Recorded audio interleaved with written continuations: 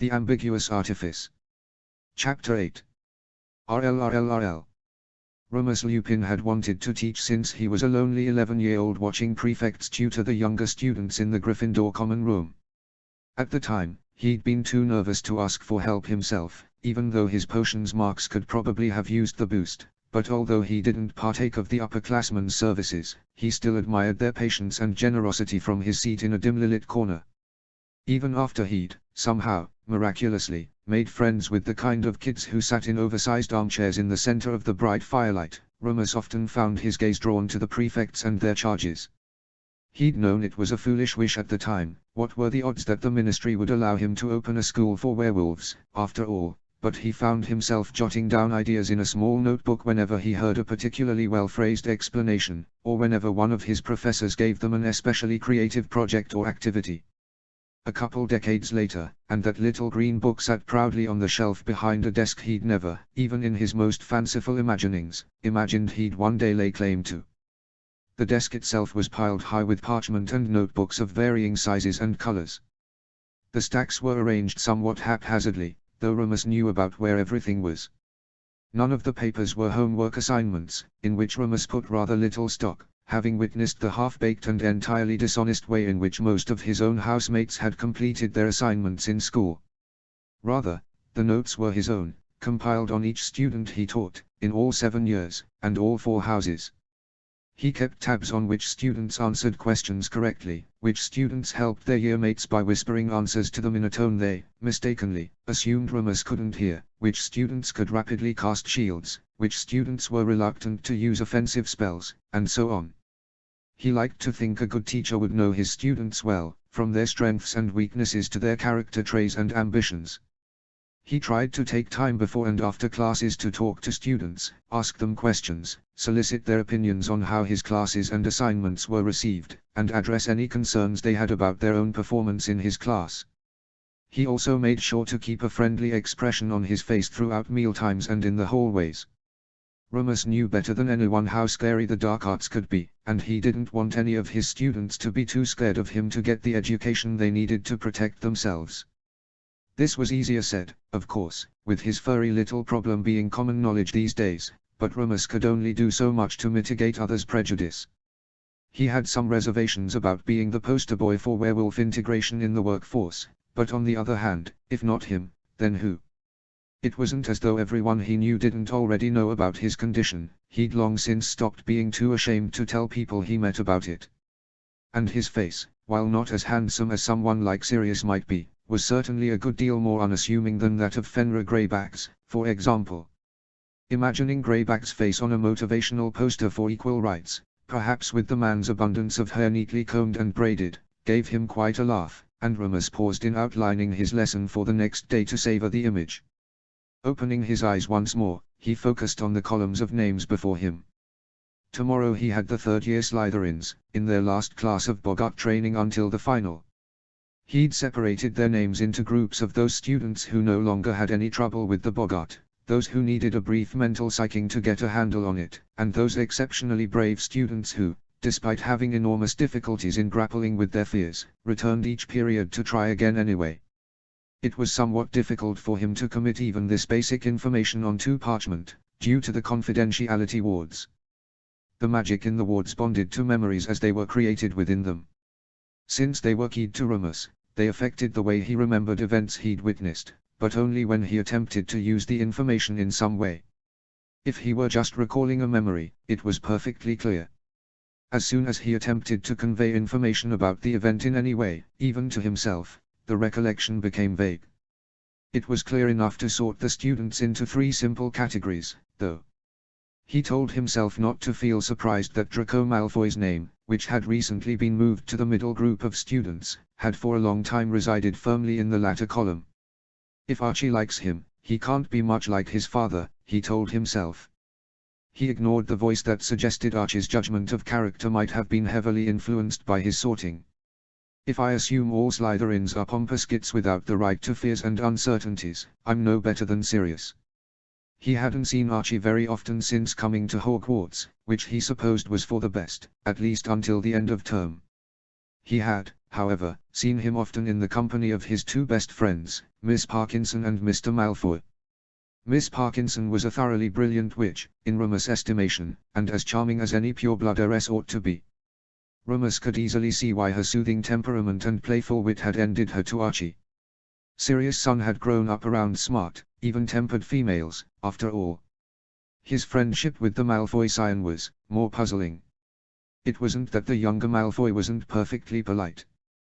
There were no hidden flinches or sneers when Remus called on him in class, which was more than Remus could say about many of his students.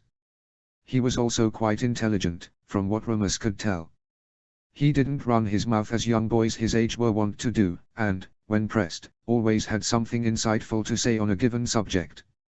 Remus sighed, tapping his quill absently against the inkwell as he turned the problem of Draco Malfoy over in his mind. The boy was arrogant, of course, and not afraid to dismiss and scorn those around him when he felt their behavior warranted correction. He didn't know how Archie could stand such a high-handed friend, but he couldn't deny that Draco was a friend to Archie. He'd seen the proof himself, after all. His mind took him back to the week before, the last time his third-year Slytherins had faced the Boggart, and the first time Draco Malfoy had beaten the creature on his own. Remus couldn't help the slight grimace he gave when young Mr. Malfoy walked behind the screen. While Boggarts were meant to be terrifying and upsetting to the victim, Malfoy's Boggart was one of the few that disturbed Remus when he saw it. Most children feared the sort of monsters they'd heard about in bedtime stories, though a few of the more worldly students sometimes had a vague fear of violent criminals or losing loved ones or even simply failing important examinations. Mr. Malfoy's greatest fear, however, from what Remus could tell, appeared to be madness.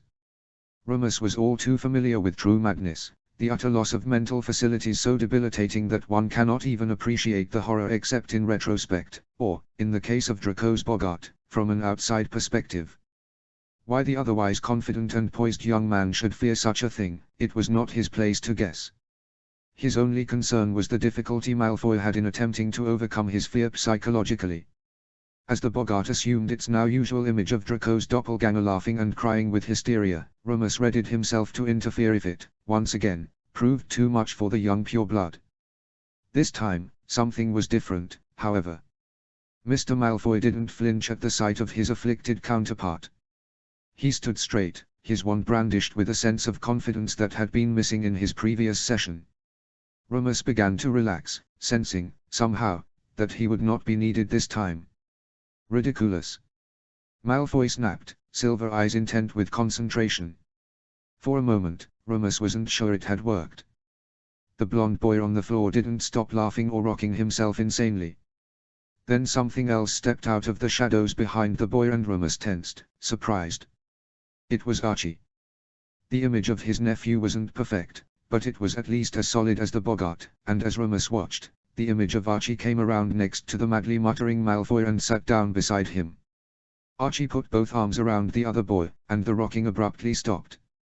Slowly, the look of madness faded from the Boggart boy's eyes, and he looked over at the image of Archie that the real Malfoy had apparently conjured. Both boys on the ground smiled at one another, and the real Mr. Malfoy smiled down at them with a mixture of fondness and relief. Remus snapped himself out of his surprise quickly. By the time the young scion looked over, Remus was smiling genially, as though nothing interesting had occurred. "Well done, Mr. Malfoy," he said, 10 points to Slytherin for creative thinking. "Get yourself some chocolate, and send the next student in, please." The boy bowed his head in polite acknowledgement and turned on his heel without a word. Remus banished the Boggart back into its temporary home, wondering at what he'd seen. He had studied Boggarts extensively before he decided to use them in his classes, and he'd never once heard of someone using the idea of another sentient being to affect their own fear. People always changed something about the Boggart itself in order to make it less frightening. Changing the environment sometimes worked, too, but he'd never thought to introduce a new variable entirely to interact with a Boggart. Remus was very impressed that Malfoy had come up with such a solution, and more than a little intrigued by the meaning of his choice. Archie had a more devoted friend than he realized, Remus suspected. What sort of devotion that friendship would turn into, given enough time, well, he supposed that wasn't really any of his business. -0. HP HP HP. -0. If anyone had told Rigel at the beginning of the school year that she'd find one of her electives as interesting as potions, she might have given an indulgent smile to hide her dismay that someone could ever be so fundamentally misguided about the universe. That was before she started alchemy lessons with Albus Dumbledore. She wouldn't say it was more interesting than potions, such a thing would be sacrilegious, at the least, but it had quickly become a very close second. Alchemy was fascinating. Much like potions, it was an exacting science that required an extensive range of knowledge about myriad, interlocking fields of magic. Alchemy at its most basic level involved small amounts of actual magic and raw ingredients, very precise runic arrays to shape that magic, and arithmancy equations to calculate and describe the amount and direction of the magic and ingredients involved. It drew on her understanding of herbology and magical creature parts, which she had a vast repertoire of knowledge about from her potions studies, as well as a comprehension of runes, arithmancy, transfiguration, and even astronomy in those alchemical reactions that were intensified or nullified according to the positions of celestial bodies at the time. She found herself constantly surprised at the way one subject could be at once frustratingly complicated and yet beautifully simple. Input always equaled output in alchemy, and with enough understanding of the values different ingredients and magical processes equated to, one could design a runic array that would enable almost any alchemical transformation one could imagine. Dumbledore never tried to make her memorize tried and true arrays, either, rather, he encouraged her to design her own rune circles and equations without a biased idea of what types of magic or ingredients should go into it. Oftentimes her ideas were wildly inefficient or off the mark, but Dumbledore's Socratic style of inquiry-based learning, while slow, always made the eventual answer seem rooted in her mind like a truth that she'd always known, but hadn't noticed before. The efficacy of his teaching methods more than made up for the headmaster's other oddities. As she carefully copied down the rune sequence Dumbledore was etching with chalk onto the table, Rigel wondered what her friends would say if they knew she was taking private lessons from a master of alchemy in the same subject. Her friends, while often vocally disapproving of the headmaster's muggle-loving ways, were still rather unsubtly in awe of the great wizard. She also wondered wryly what they'd say if they knew he had an incredibly cliché secret passage in his office. Or that he sometimes curled his beard with his wand when he lectured. She studied the carefully separated piles of ingredients lying in the center of the circle. Someday, Dumbledore assured her, she would know instinctively how much of this or that was necessary to effect a certain reaction, but for beginners it was better to clearly separate and triple-check the quantities of ingredients before attempting to jump-start an array with the appropriate amount of raw input magic. The reaction Dumbledore was demonstrating was relatively simple, in that it involved only raw materials that would be transformed into a compound material, with no leftover raw ingredients at the end. Specifically, it was an array that would transform proportional amounts of wood and metal into a cubic wooden box. It was similar to an array they'd studied last week, but with pine instead of cypress. The magic coefficient on the pine is higher than the cypress coefficient was, she commented after a moment. Every substance used in alchemical equations, from elements to organic compounds, had been given by wizards a magic coefficient that described the amount of magic needed to transform one unit of a given ingredient in an array with an order of complexity of 1. Wood was fairly easy to transform, given its high level of innate magic to assist and its susceptibility to what Dumbledore called the idea of change and which Rigel had renamed an ingredient's flexibility factor. Arrays were categorized according to levels of complexity, with each increase in complexity corresponding to an increase in factor of the magic involved in the change. If you wanted to change one unit of wood into a wooden flute, for instance, you calculated the magic needed by multiplying the magic coefficient of the type of wood you used by the magical constant unique to the wizard powering the reaction, then multiplied that number by the factor of complexity, in the case of a flute a 2.5. The result was the number of seconds the wizard should imbue the array with magic in order to initiate the reaction. The actual transformation was all described in the runes that made up the array, and of course when you had varying amounts of varying ingredients the equations got more complicated, and that was without even touching on second and third order arrays that enacted multiple reactions simultaneously. Still, Rigel was new enough to the subject that even something as basic as the differences between magical coefficients was interesting to her. What about it? Dumbledore prompted, reminding her of her question as she recalled herself from her musings. Does a higher coefficient mean that pine as an ingredient has less innate magic per unit than cypress? Or does it mean that pine is more resistant to transformation? In this case, it is the latter, the headmaster said, smiling vaguely, but the answer is not important as long as you have the proportions correct. Why is that, Mr. Black? Rigel thought. Whether it is more resistant to magic or simply containing less magic, the extra amount of magic on the input side will be distributed in the same way, acting on the material that requires the magic, Rigel said slowly, so all you need to know is how much magic to add, regardless of why. Precisely, Dumbledore said. It is a sad truth of our times in fact that many burgeoning alchemists do not bother learning the exact whys of various ingredients' magic constants, because that particularly tedious endeavor has already been undertaken by the unlucky wizards who invented the field. Rigel thought that made a certain amount of sense, even if it seemed an incredibly lazy way to learn a discipline. Aren't the coefficients just averages?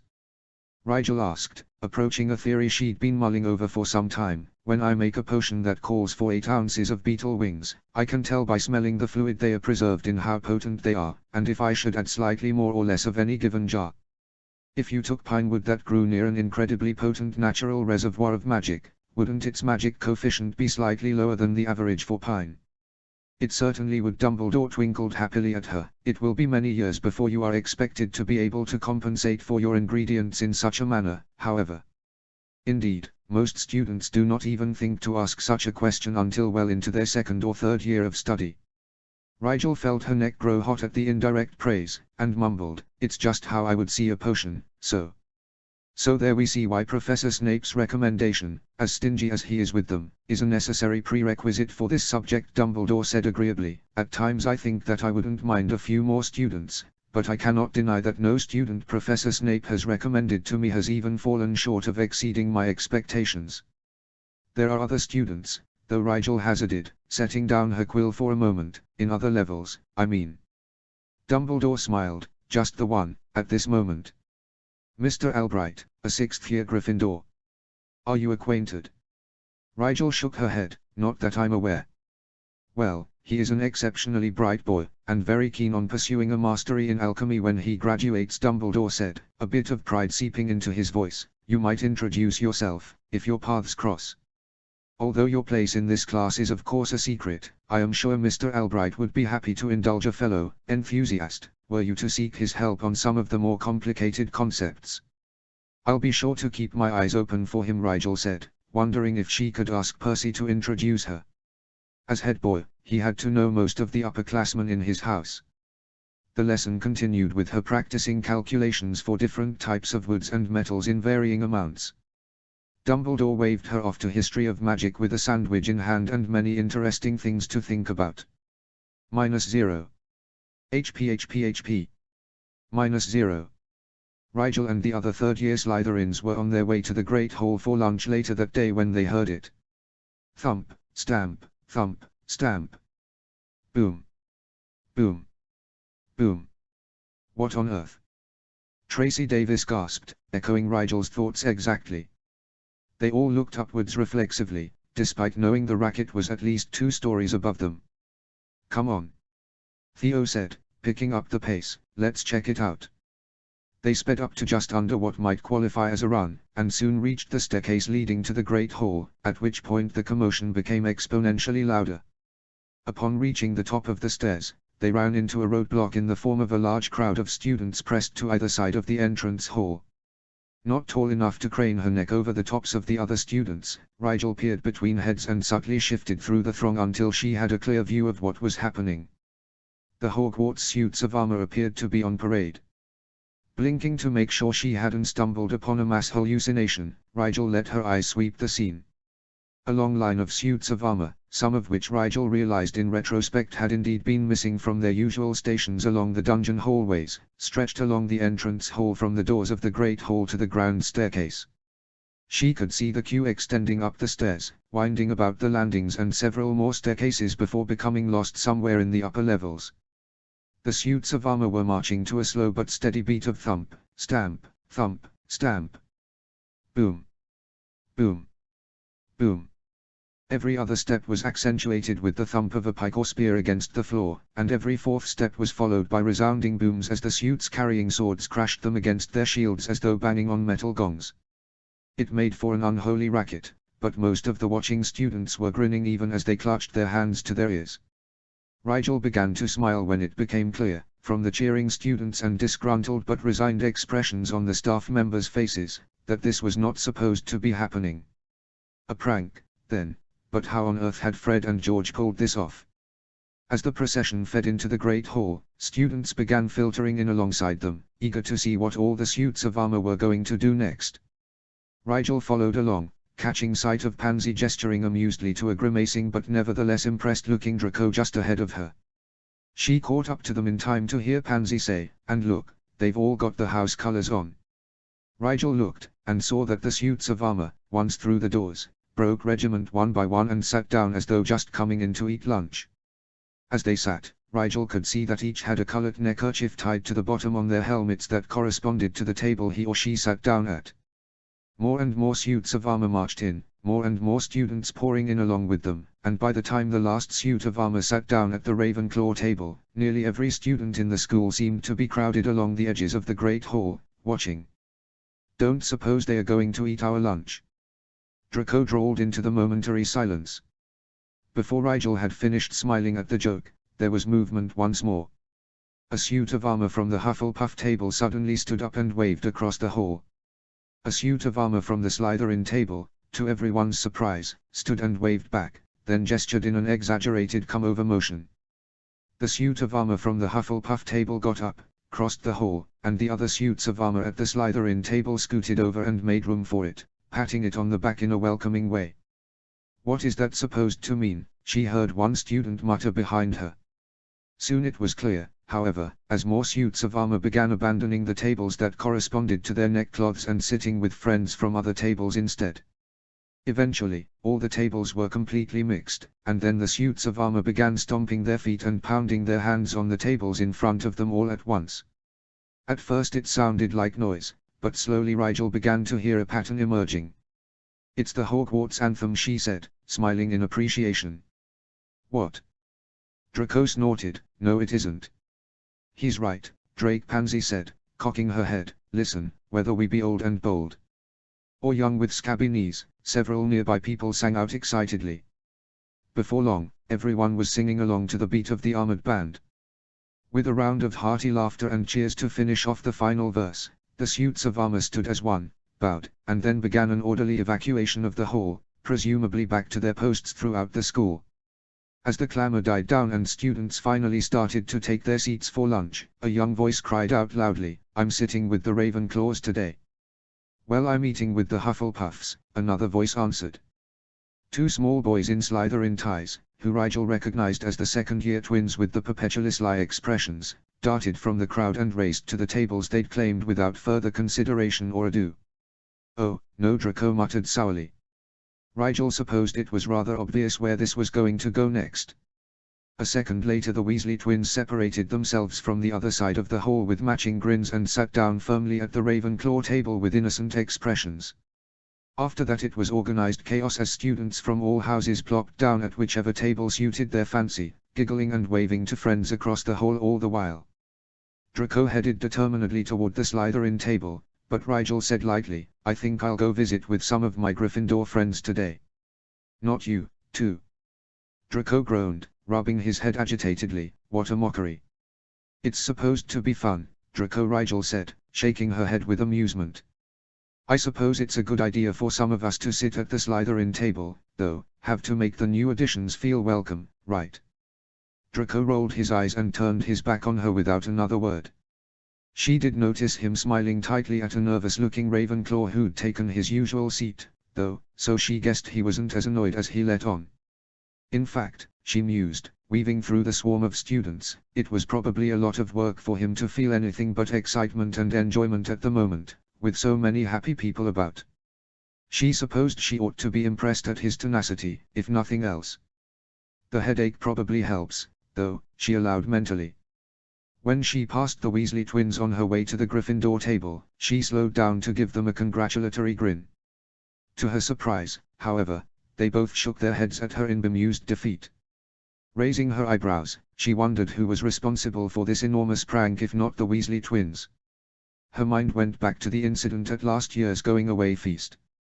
Fred and George had denied that one, too. If there was a new group of pranksters in the school, they certainly knew how to put on a show. -0. HP. -0. On Thursday evening, Rigel found herself with free time before her astronomy lesson, and, since the weather permitted a walk, packed up her healing notes and stopped by the kitchens to beg a mouse from Binny before heading out to the edge of the forbidden forest. She had been devoting more time than usual to her healing studies, and Rigel thought her extra attention was paying off nicely. It was much harder for her to heal while she wore her suppressant ring, but she found the challenge engaging rather than frustrating, and the end result more satisfying when she had to work for it magically as well as mentally. Archie was getting regular practice on humans at AIM, and while she couldn't match that kind of experience without turning all of her friends into guinea pigs, she could and did put her growing skills to use out in the forest. If Madame Pomfrey wondered how she practiced when she only had one class on theory a week with the healer, she hadn't yet asked. Rigel didn't think practicing on animals was unethical. There were all kinds of injured animals in the forest, and if she didn't at least attempt to heal them, they'd likely be preyed upon by stronger creatures in the wood. In any case, one of the perks of magical healing, unlike Muggle medicine, was that as long as it was actual healing, not potions, the magic worked just as well on animals as on humans. When she reached the tree line, she began to walk along it. She preferred not to go far into the forest proper, seeing as it was technically forbidden, and usually there was no need to. Sure as clockwork, within 10 minutes of her traversing the fringes of the forest a soft hissing voice caught her ear. "Speaker. Come this way." Following the familiar croon, Rigel soon came upon her frequent companion of the forest, Tree Slider. He was getting quicker at scenting her out, she noted, or perhaps he had recently moved his nest closer to the forest's edge. The boomslang snake was a bit difficult to see in the setting light of the approaching sunset, but he wiggled in place until her eyes caught sight of his thin, green form. His eyes were disproportionately big on his head, and they seemed to gleam excitedly when she knelt down next to him. "You have come again, Speaker." The snake swung his head back and forth approvingly. "You come with gifts." "Of course," Rigel said softly, fishing in her bag for the mouse she carried. She set the cloth-covered bundle gently on the ground and uncovered the rodent with a little flourish. "It is so small," Tree Slider complained, poking the mouse morosely with his tail. "You always say that." Rigel smiled with amusement. This was the biggest one they had in the kitchens. "That is because your castle has too many moose-killers inside," the snake bemoaned. Rigel had discovered that Tree Slider had a generally poor opinion of any animal he might have to compete against in mice catching, cats and owls included. "If the moose is so subpar, perhaps I shouldn't bother supplying them," Rigel said wistfully. "That lacks sense, Speaker," Tree Slider assured her quickly. "You simply need more practice at supplying." "Practice?" Rigel asked. "What am I to be practicing for?" "For your future nestlings," the snake hissed out a laugh. "But of course you must first tempt a mate, yes?" "Definitely no." Rigel rolled her eyes. "To mates and nestlings both." Tree Slider hissed disapprovingly. "Life is nothing without those things, silly Speaker." "I have other things in my life," Rigel said, "such as my reason for coming." "Have you any news of sick and dying creatures?" Tree Slider curled and uncurled unhappily. "I suppose I know of one. But I do not think you should be helping this one, Speaker. It swiped at me as I slid by earlier." "I'm sure it was merely jealous of your stunning scales," Rigel cajoled. "Have you been sunning yourself recently?" "You noticed," the boomslang snake positively preened, stretching his body and turning his scales until they appeared to the best advantage. "A pity all creatures do not possess scales." "I'm sure the other creatures agree," Rigel said, ever amazed by the vanity of snakes. "Can you take me to this poor, scaleless, injured creature?" "I shall." Tree Slider poked his nose against the mouse once more. "You will hold this snack while we slither." "I will eat it once you have settled." Rigel gamely picked up the dead mouse once more and followed the snake through the undergrowth. Tree Slider led her somewhat deeper into the forest than she was comfortable with, but Rigel knew from experience that her friend would be willing to show her the way out once he was finished eating, so she wasn't afraid of losing her way. A few minutes later, she could hear a pitiful whining noise coming through the trees.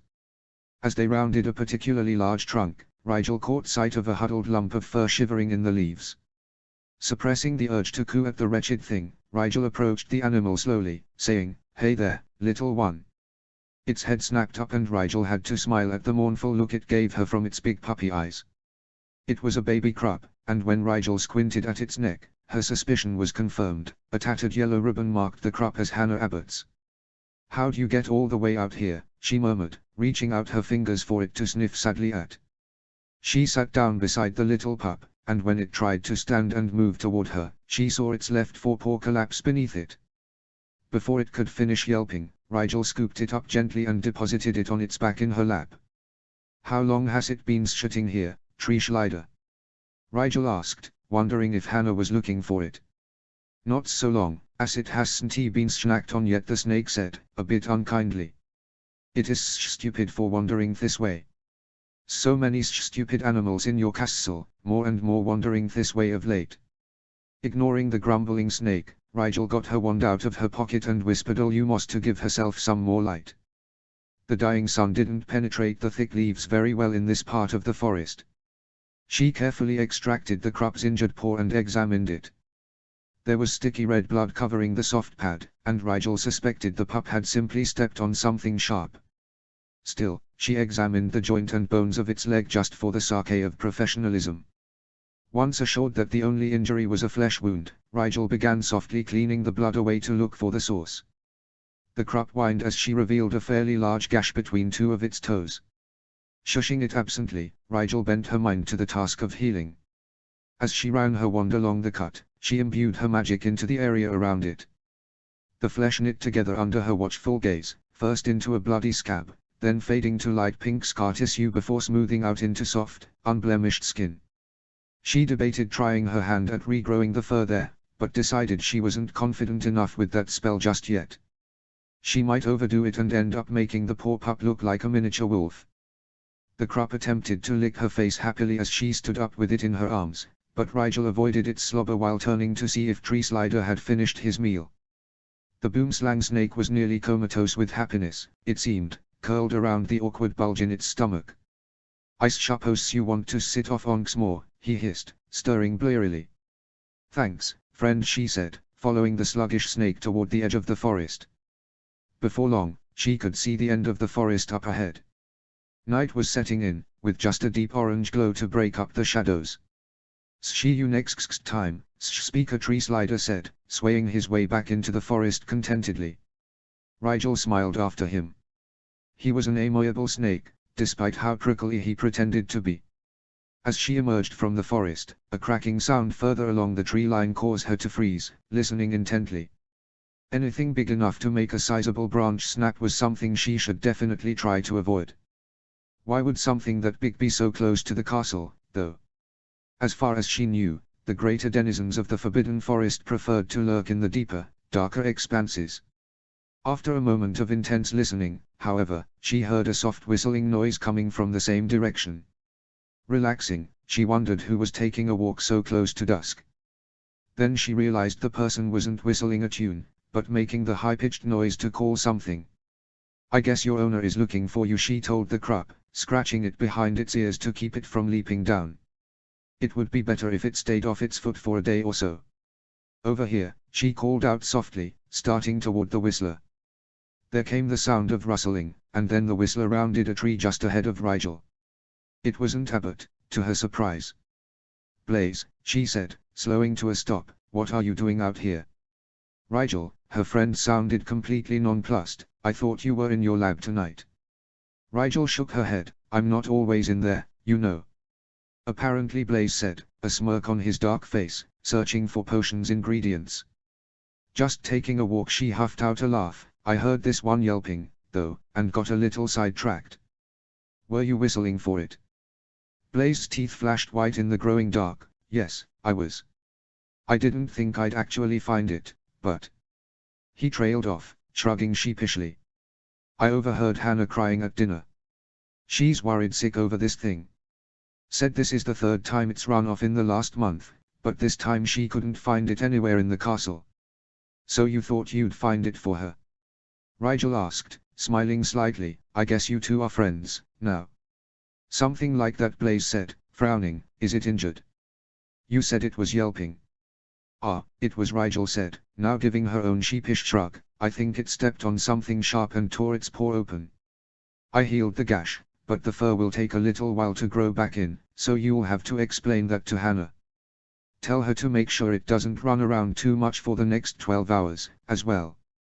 Blaze accepted the crop gently, inspecting the paw for himself with serious eyes. I will tell her. Thank you, Rigel. It was very kind of you to care for a lost animal so thoroughly. It wasn't any trouble, Rigel said. Honestly, I appreciate the practice for my healing skills, and I think it would take a real monster to just leave an injured animal, especially someone's pet, alone in the dark. Such a thing takes less than you think, Blaze said, voice low. Let us get back to the castle. It will be night, soon. They made their way across the lawn toward the castle steps. You know, Rigel said tentatively, you don't have to mention me. To Abbott, I mean. It might sound more impressive if you tell her you found it all on your own. Blaze chuckled softly. Do you take me for a liar, Rigel? And how would I explain the healed cut? I am no Mediwizard. It's an easy enough spell for anyone to learn, Rigel said, so you could stretch the truth a little tonight and then learn the spell tomorrow. Don't you want to be her hero, she added, nudging her friend playfully. If I told anyone I was getting love advice from Rigel Black, they'd laugh themselves into a coma, Blaze drawled. I suppose I would owe you one for supporting the altered story. Of course not, Blaze, we're friends, Rigel said, grinning. I owe Abbott a debt, too, so it's in my interest to make her happy. Aren't you going to make her happy? I'll try to, Blaze said, looking subdued once more. It's complicated, though. Our families have been aligned for centuries, but because of something my mother did, there was a falling out between the members of the previous generation. Hannah and I ought to have been close, should have been raised together, really, but we hardly know one another. It is difficult to vie with my instincts, they get closer to the surface every passing day. Is there anything I can do to help? Rigel asked, worried because Blaze, cool, unflappable Blaze, seemed worried. No, he smiled, stopping on the top step in front of the entrance hall. I thank you, but this age is notoriously difficult among my kind. I will come to terms with these things in time. I think a closer relationship with Hannah will help. I'll teach you how to heal a cut like this tomorrow, Rigel said firmly. Just imply you learned it in order to have basic first aid knowledge. It's a good idea, in any case, and a girl likes a guy who thinks ahead. What do you know about girls, Rigel? Blaze raised an eyebrow. Well, Pansy once told me that ladies appreciate it when gentlemen think through their actions before taking them, Rigel said lightly. I believe she was rebuking Draco for eating so many strawberry tarts that he got sick, but I think the sentiment is sound. Blaze laughed. If Pansy thinks something, it must be a golden truth. Her mind is razor sharp. It is, Rigel agreed, stepping into the castle and holding the door for Blaze, who somehow managed to look extremely suave cradling the crop. Most people don't notice how smart she is, for some reason. The reason is Pansy is very good at what she does, Blaze snorted. At Rigel's quizzical look, he shook his head wryly. Never mind, my friend. Thank you again for this. I'll see you back in the dorms later. At the stairs heading down, they split ways, Rigel continuing down into the dungeons and Blaze making his way toward the Hufflepuff common room. She silently wished him the best of luck, and wondered vaguely if crop hair would be of any use in a potion. She had a goodly amount of the stuff stuck to her robes, now, and there was really no sense letting it go to waste. -0. HP. -0. As fall made headway toward winter's embrace and the days grew shorter, Rigel found her days, quite contrarily, becoming longer. She tried to resist the temptation to use the time turner more than she needed to, but there always seemed to be a need. Sometimes it was a supplementary book that she felt she really ought to read before the next arithmancy class, other times it was an extra hour or two spent meditating in the quiet of the library, but whatever the reason it was always educational. At least, that's what she told herself when the guilt became noticeably insistent. The less academic activities were necessary, too, she argued, to keep her healthy and mentally sound so that she could do well in her many classes, which was exactly the purpose of the time turner in the first place, so she wasn't doing anything wrong. For instance, when she realized that she was only exercising once every real-time day, she made a point to add at least an hour of physical activity to every additional 24 hours of turn time she lived. It wouldn't do to grow lethargic and weak, after all, that sort of unhealthiness lead to stress. In any case, dueling was one of the subjects she considered an important part of her education, and staying in shape was critical to her learning in that field. Sleep was also very important to healthy functioning, she told herself. If she were going to live a day twice, she might as well live the night twice as well, and use the extra turned hours to sleep.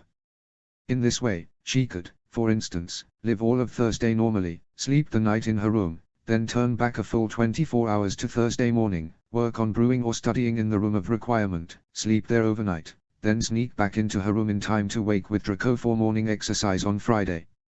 All told, it was a very satisfying system. She felt healthy, mentally and physically, she was ahead in many of her classes, her extracurricular pursuits were progressing at a reasonable speed, Flint's assignments were completed in record time, from his point of view, at least. Cray had no complaints about the amount of product she supplied him, and she was closer to her classmates than ever. There was no reason to feel nervous, she told herself as she approached Professor Snape's office door on Friday night. Snape was only going to assess her mental competency and emotional state. He would have no reason to take the time turner away. She refused to give him one. She knocked and waited to be granted entry. This was the first actual psychological evaluation Snape had gotten around to arranging, so she wasn't sure what to expect. When the sharp bid to come in sounded from inside the office, Rigel entered with her most placid expression, a relaxed poise to her walk that Rispa herself had deemed serene. "Sit," Snape said, moving a stack of essays to the side of his desk. As Rigel did so, Snape pulled a folder from a drawer and opened it. Inside was a form that he drew out and placed before her.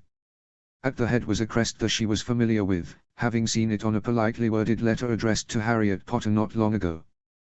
The parchment was from the Department of Mysteries, and it appeared to be an evaluation form specific to those who had access to time turners.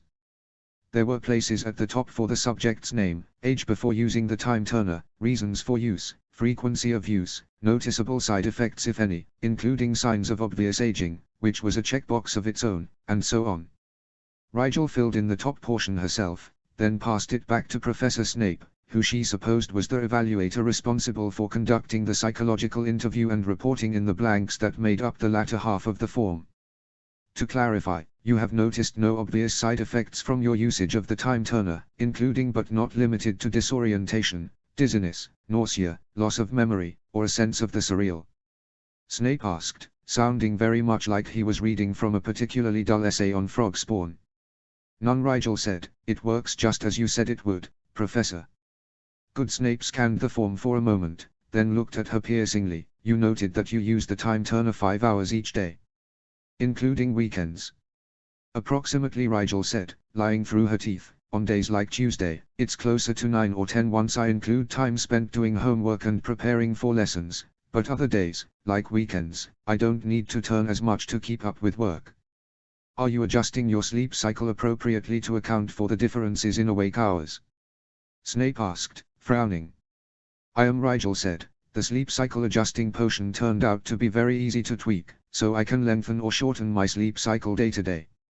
Not that she needed to. On those days she decided to repeat the nights as well. Do you find you have difficulty staying awake in classes that you've doubled up on, or at the end of a very long day of turned time? Snape asked. Not at all, Rigel said, unless you count history of magic. At Snape's sharp look, she dropped her small smile and coughed apologetically. It had been a mistake to make a joke, apparently. Can you remember what you were doing on Wednesday at 11 in the morning? Snape asked after ticking another box on the form.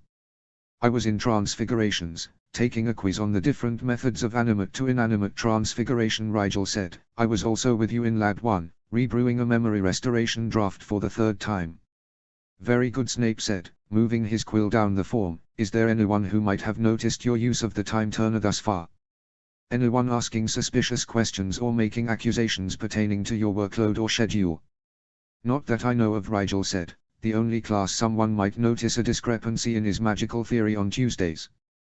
There's only Hannah Abbott and Anthony Goldstein in that section with me, however, and they have no reason to mention me to anyone, much less my housemates. Your friends don't notice your disproportionate amount of schoolwork? Snape asked, one eyebrow raised.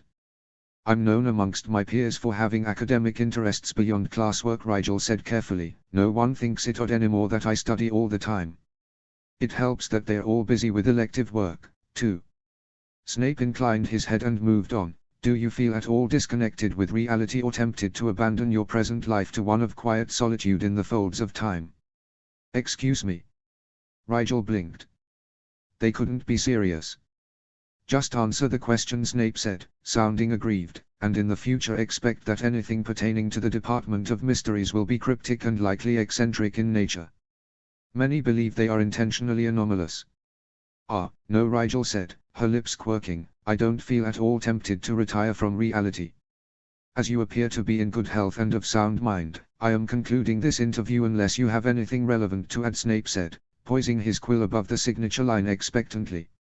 Go ahead, sir, I just have one question, purely for curiosity's sake, Rigel said. Snape finished off the form with an impatient scratch and jerked his head in invitation for her to speak. What would happen if I did show signs of obvious aging?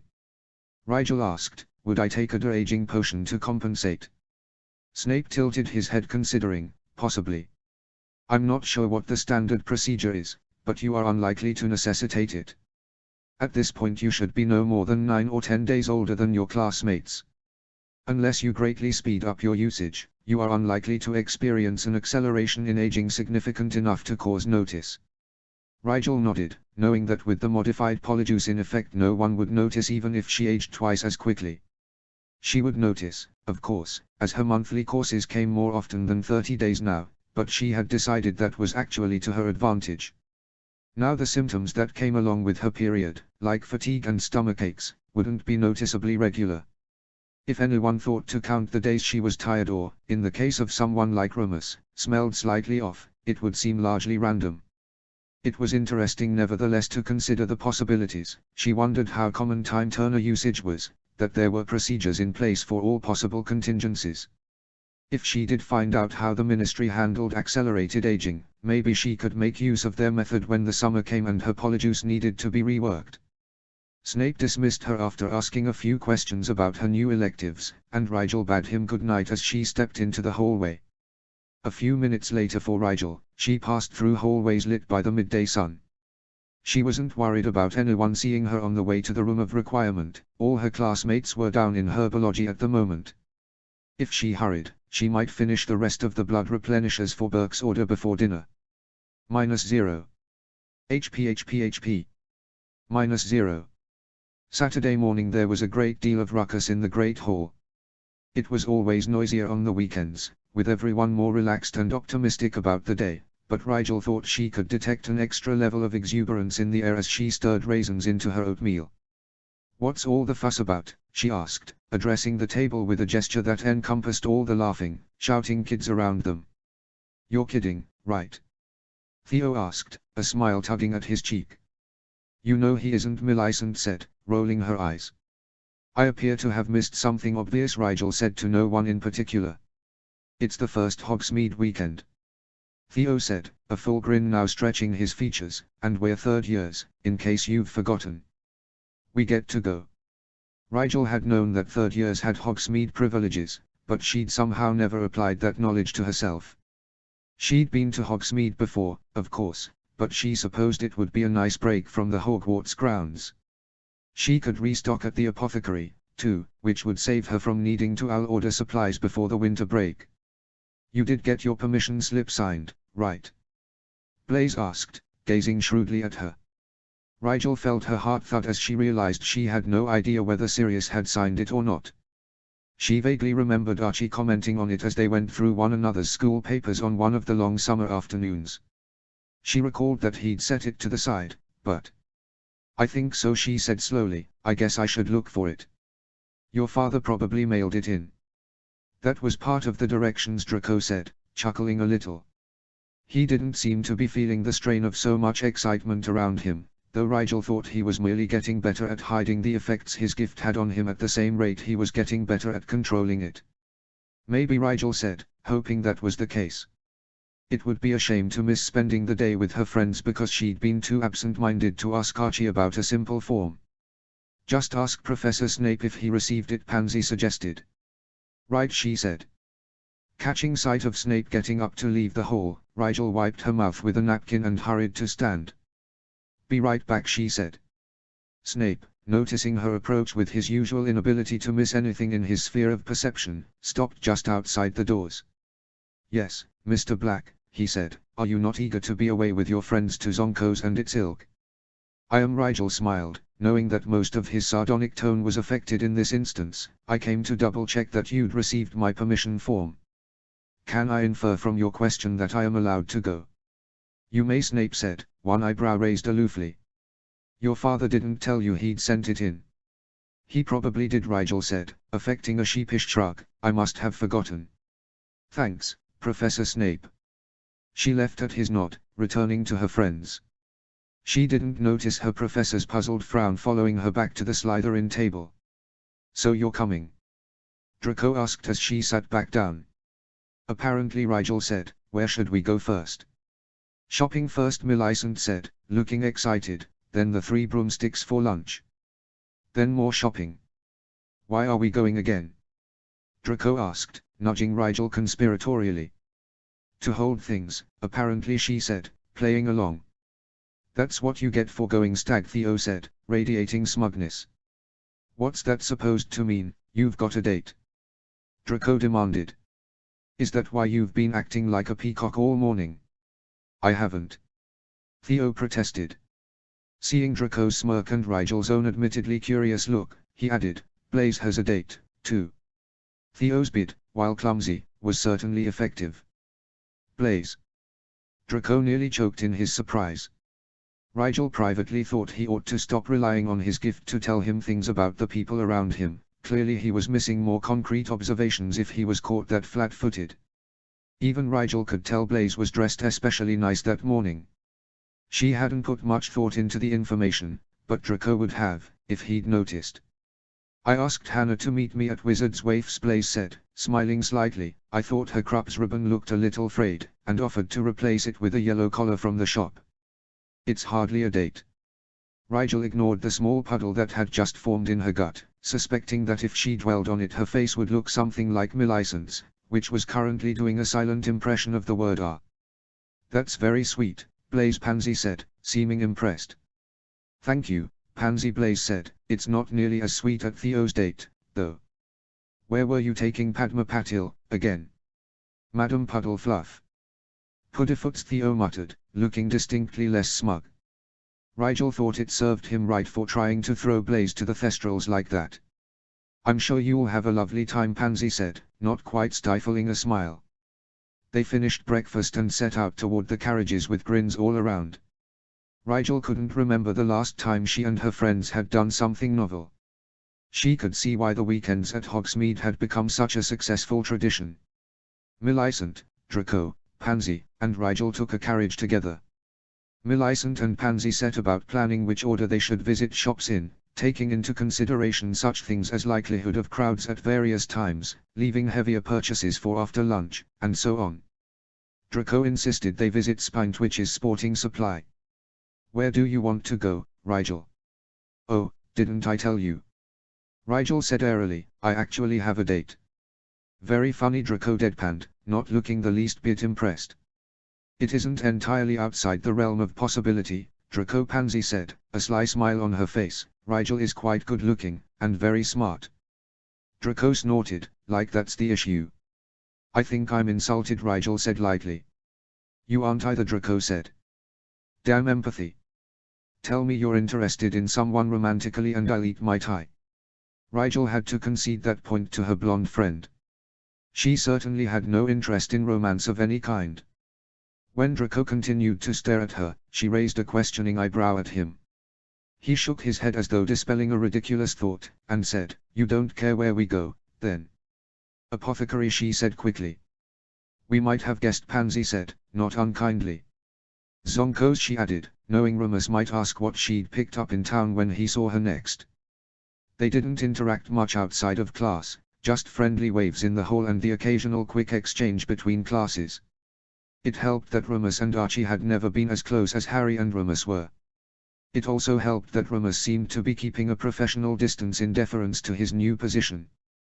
"Okay," Millicent said, looking a bit taken aback but jotting it down dutifully, "let's go there first, then, before the crowd." Rigel wasn't sure they were entirely successful in beating the crowd, considering how many people were inside of the joke shop when they approached, but there was room enough for the four of them to squeeze through the door, at least. She didn't really need anything from Zonko's, since the twins supplied their own pranking materials, so she browsed the shelves with an eye toward sending Archie a care package. Her cousin really ought to be rewarded for all his hard work this semester. He didn't have a time turner, after all. Even if he was only learning the classes she was officially taking, he still had a full plate.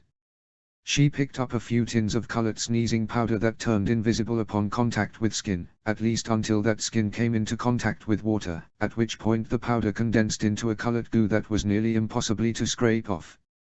She also snagged a couple of barrier buttons, remembering how effectively Patil had used one against her last year. After a moment's consideration, she picked up a packet of teacher trackers as well, recalling that Archie and she had used the packet they'd picked up for her birthday trying to track the neighbor's collection of cats. Archie was convinced they were the ones who ate the miniature pies he and Lily had set on the window ledge to cool. Rigel personally thought James the more likely culprit, but it had been fun attempting to prove otherwise. "Rigel, look at this," Millicent said, holding up a bag of sleeping dust with the familiar Marauder logo on it. "Does this stuff work? I have trouble sleeping before big exams, sometimes." She peered at the dust inside the see-through bag, then smiled ruefully. "It works, a bit too well to use for a good night's sleep, though. Sirius tested that one on my cousin Harry. She slept for 2 days straight." "They drugged her?" Pansy asked, looking slightly aghast. "Not really," Rigel said, shaking her head. "It's not ingestible. You just blow it in someone's face and they fall asleep standing up. It's actually a very complicated stasis spell that my uncles tweaked to look like sleep, though. It doesn't dehydrate you or make you hungry, even. You wake up feeling like no time has passed." "That's a bit intense," Millicent said, slowly putting the pouch back on the shelf. "They probably toned it down before selling it," Rigel said, distractedly. "Most of the things my cousin and I see at home get much tamer before they hit the stores. The 2-day version of sleeping powder probably got submitted to the Dummel Developments division, now that I think about it. Your prankster uncles develop weaponizable wizard tech for the errors?" Draco asked quietly. "Well." Rigel looked away from the display of trick wands and caught the mildly astonished look on Draco's face. "Is that not a common thing for inventors to do?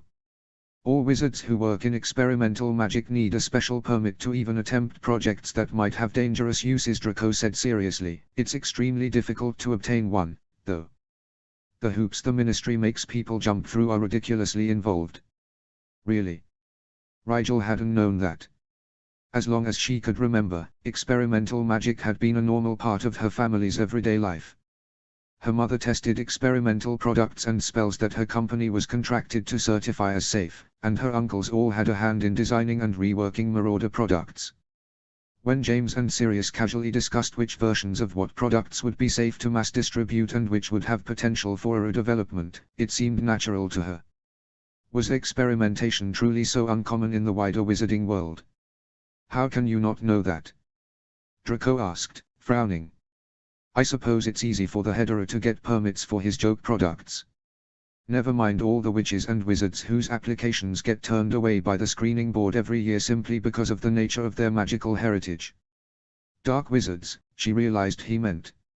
She didn't bother pointing out that James, Sirius, and Remus must have obtained permits long before James and Sirius became distinguished errors. The Marauder line was well over a decade old, after all. Instead she asked herself, was it true that ancestrally dark witches and wizards would have a more difficult time obtaining permits to experiment with potentially dangerous spells and potions? Probably, she acknowledged mentally. Was that unjustified, though? She didn't know. "I don't know a lot of things," she thought tiredly. "I'm sorry for speaking so casually about it," Rigel said after a moment of reflection. "It was such a prominent part of my upbringing that I didn't think to question it before now. That makes perfect sense, Rigel Pansy said smoothly, placing a hand on both Draco and Rigel's arms, as though she could physically diffuse the tension between them. I had noticed that you never thought it extraordinary that you and your cousin both began experimenting with potions at such a young age. Rigel blinked, not having thought of that, either. Experimentation always seemed the natural aim of any study of magic, potions included. Why explore a field without the eventual intention to improve it? If you weren't going to contribute anything, why join the dialogue of progress in the first place? I suppose, she said, speaking slowly as she tried to work out where the disconnect was, I must have been too close to the idea to see how unusual it was. As far back as I remember, my cousin and I have read potions journals and medical periodicals, and the important articles are always about improvements to the field and newly developing methodologies. All of the adults I grew up with worked in spell development. Even Mom, before she passed. Seeing the regretful expressions on her friends' faces, she hurriedly summoned a smile. So, I really never imagined doing anything else with my life. The more I learn about magic, the more sure I am that everything is connected, that all branches of magic bleed into one another and can be used to advance other fields in surprising ways. She broke off, realizing that she had been speaking a bit too forcefully, saying things she hadn't even known she believed until they spilled out. Now I get why you took magical theory, at least Millicent said, smiling bracingly, though how you noticed being the only one in there is beyond me. There are 3 people in my class, Rigel said, feeling stupid as she finally woke up to the implication that only 3 out of about 50 students were even interested in spell development and the theory of how magic worked across disciplines. And she knew Anthony Goldstein, at least, was only taking the class as a required prerequisite for the Newt-level curse-breaking elective. Draco seemed to thaw a bit at her obviously abashed expression. Only you could be so entirely oblivious, Rigel. Thanks, she said wryly, I guess that's what I have you guys for. They left Rigel to pay for her goods with a promise to meet up in Scriven Shafts in a few minutes. She wasn't yet up to the front of the line when a whirlwind of freckles blew in from behind a large display of fake crystal balls that showed a person's wildest dreams coming true. Rigel Black. As we live and sneeze. The Weasley twins, in the flesh, she gasped, affecting a dramatic lurch. I see the rumors of your early demise were wildly exaggerated. She was surprised to see a serious grimace exchanged between the two before Fred said, not so exaggerated, if you ask some. What do you mean? Rigel asked, shuffling over to make room for them in line, after smiling apologetically to the trio of young Gryffindors in line behind her. We're old news, George sighed, leaning his elbow against Rigel's shoulder despondently, dried up. Forced into early retirement and replaced by a brighter, younger model. But not prettier, Fred said solemnly. Right, George sighed, probably not prettier. You mean the animators? Rigel asked, not having to feign a sympathetic grimace. The suit of armor prank had been the talk of the school for at least a week. Somehow a rumor had been started that the group responsible for the prank was called Animators Anonymous, characterized by the trademark of animated objects used in pranks. No one knew whom Animators Anonymous consisted of exactly, but the current running theory supposed them to be a group of highly talented upperclassmen with some kind of agenda. Their 2 displays so far did seem a bit grandiose for mere pranks, Rigel had to admit. It's not that we can't appreciate talent when we see it, George said, rubbing an ear agitatedly, but we aren't ready to hang up our hats just yet either, you see. You've got something in the works, then? Rigel asked, leaning in to keep her voice from being overheard. Might have, Fred smiled, eyes twinkling in a way Rigel knew from experience meant trouble. You interested? If you need the help, Rigel said, smiling back. I know how difficult it can be to execute in your advanced age. Just for that, you can be surprised, George said, laughing. Rigel chuckled uncomfortably. I was just joking, George. I'd love to help out. No, we wouldn't want your smart little motor mouth to rust, hanging out with the geriatric folk like us, Fred cut in, smirking deviously. In fact, we'll include something extra special just to keep you on your toes, Rigel. Oh, there's really no need, Rigel said, falsely ingratiating. Anything for our puppy, right, Gred? George simpered, a proprietary hand guiding her forward a step as the line moved. Anything but mercy, Forge, Fred said, his arm looping around George's on her other side. Rigel just sighed, knowing she had walked right into whatever they had cooked up. Once she'd paid for her armful of gags, the twins waved her off with matching maniacal grins. She set out for Scriven Shafts with a slight spectre hanging over her head, resigned to spending the rest of the week looking over her shoulder. At least she could rest assured they hadn't planned anything for today, probably. -0. HP. -0. Although Rigel had been to Hogsmeade many times in her youth, she'd never actually eaten at the Three Broomsticks. It was the most commonly used fluing destination in the village, but she didn't know anyone who frequented the pub for its fare. Her dad and his buddies met up at the Leaky Cauldron every now and then, and she knew from overhearing him talk about his work that seedy folk were known to congress at the Hog's Head. There were also a few music bars that she'd heard of, and been forbidden from setting foot in before she turned 17, but as far as she knew the Three Broomsticks wasn't an overly popular destination as far as pubs went. She supposed the largest bulk of the Three Broomsticks business must come from Hogwarts students. Not that such a business model was unsustainable, Rigel thought wryly as her friends tried to scout a table around lunchtime. It was a large establishment, and it was barely noon, but the main dining room was already brimming with students, even a few Hogwarts staff members. Through the sea of black robes came a friendly voice. "Oi! Silver Snakes! Over here!"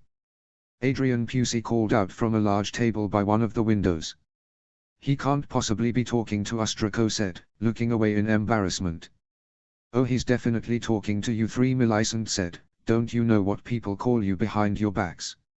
She started toward the table confidently, leaving Pansy, Draco, and Rigel to exchange looks of mild discomfort in her wake. "I really thought such an uninspired moniker would have died off by now," Pansy said, her mouth in a moo. "People are much too impressed with their own incredible lameness," Draco grumbled. "Silver Snakes indeed." Rigel shrugged. "At least it's alliterative." Apparently her comment wasn't deemed worthy of dignifying, for her companions abandoned her on twin size without a backwards glance, leaving Rigel the last to arrive at the round, wooden table. Apart from Pusey and Millicent, there were several upperclassmen Rigel recognized, including Rosier and Rookwood, as well as the 6th year's Lucian Bull and Peregrine Derrick. She claimed a seat between Pansy and a dark-haired girl she assumed was Pusey's date, judging by the way his arm was slung around the back of her chair. Rigel thought the girl looked familiar, once she got a good look at her profile. It was Asian in set, and very pretty.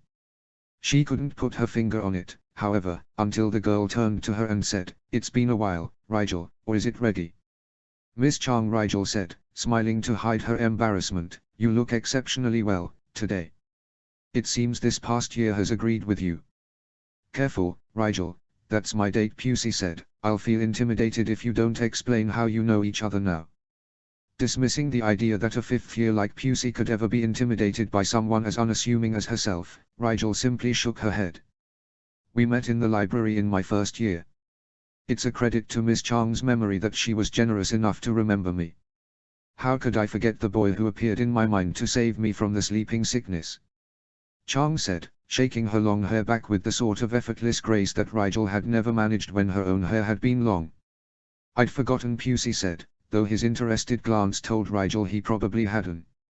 Rigel must know a great many people for similar reasons. "Not so many," Rigel said sweetly. "Those 2 weeks blend together after so much time. I almost didn't recognize Miss Chang, even though we'd met outside of a mindscape as well. Under circumstances I am forbidden from explicating, if my memory is as good as you say." Chang's voice was even sweeter, and Rigel suppressed a wince as Pusey looked even more curious. "That was so long ago," Rigel deflected. "How have you been lately, Miss Chang?" "Just Cho is fine," the 4th year Ravenclaw smiled. "We are old friends, after all. I've been well, though, as you noted earlier." "Good," Rigel said, smiling lamely as she glanced around the table for a distraction. The last thing she needed was for someone to press for details surrounding her and Chang's acquaintance. It was embarrassing enough that the Raven knew Rigel had resorted to dressing up as a red-headed Gryffindor in order to gain library privileges in her first year. Her eyes met the golden irises of Alden Rosier across the tabletop, and Rigel wasn't sure if she should be relieved or more apprehensive. He smiled slowly at her and Rigel groaned internally. "Much more apprehensive, then. Speaking of the sickness, you never did tell us how you cured it," Rigel Rosier said, bringing the attention of the rest of the table to rest on her as well. Not much to tell, Rigel muttered into her butterbeer, it wasn't even a real sickness. It was real enough to me, Chang said, shuddering, I still get nightmares about that sludge invading my mind. You shouldn't downplay it, Rigel. Rigel grimaced apologetically, but it was Rookwood who said, Rigel is ever reluctant to tout his own accomplishments. Perhaps you would be so kind as to relieve our curiosity, Miss Chang. If the ordeal brings you no pain to speak of course. Rigel really never explained his methodology to any of you. Chang seemed quite taken aback, it was all we talked about in the Ravenclaw common room for weeks. By pooling together information from all the first and second years afflicted, we were able to come to a fairly good understanding of the sickness and its cure. She smiled sheepishly, saying, I suppose that's a raven for you, though. Our first years were reluctant to recount their experiences, Bole said, looking said first years over with veiled speculation. Derek placed a hand on Bole's forearm in a subtle admonishment, and, to Rigel's surprise, after glancing at his fellow sixth year, Bole reduced his gaze to a gentler curiosity. It's not anyone's business, Millicent said, crossing her arms and tilting her head in open challenge, and Rigel obviously didn't want the attention he was getting. Encouraging gossip and speculation would have been beneath us, as his friends. Draco nodded at Millicent's words and Pansy raised her chin proudly in agreement.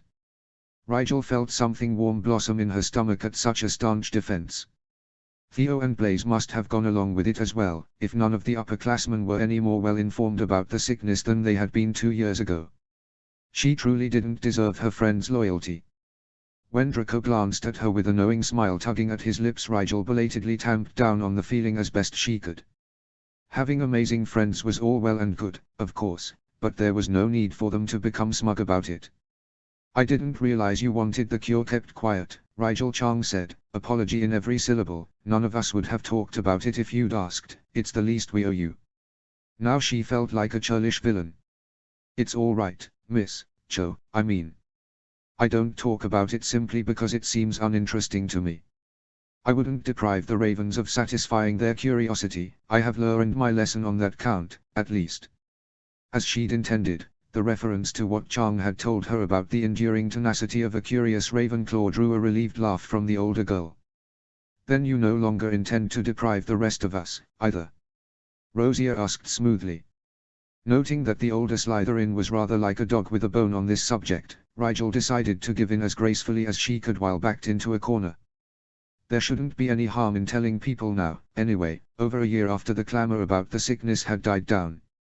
What exactly do you wish to know, Rosier? He raised a reproving brow at her use of his last name, but still smiled crookedly.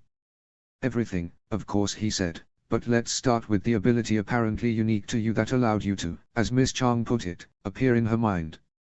I can enter people's magical cores, Rigel said bluntly, thinking a simple answer would be less interesting. That gave me the access needed to bypass the sickness' primary defense. After that, the mind healers did the actual curing. Rosier blinked slowly. I'm not sure I've ever heard of such a thing. Edmund. Rookwood shook his head. Nothing comes to mind.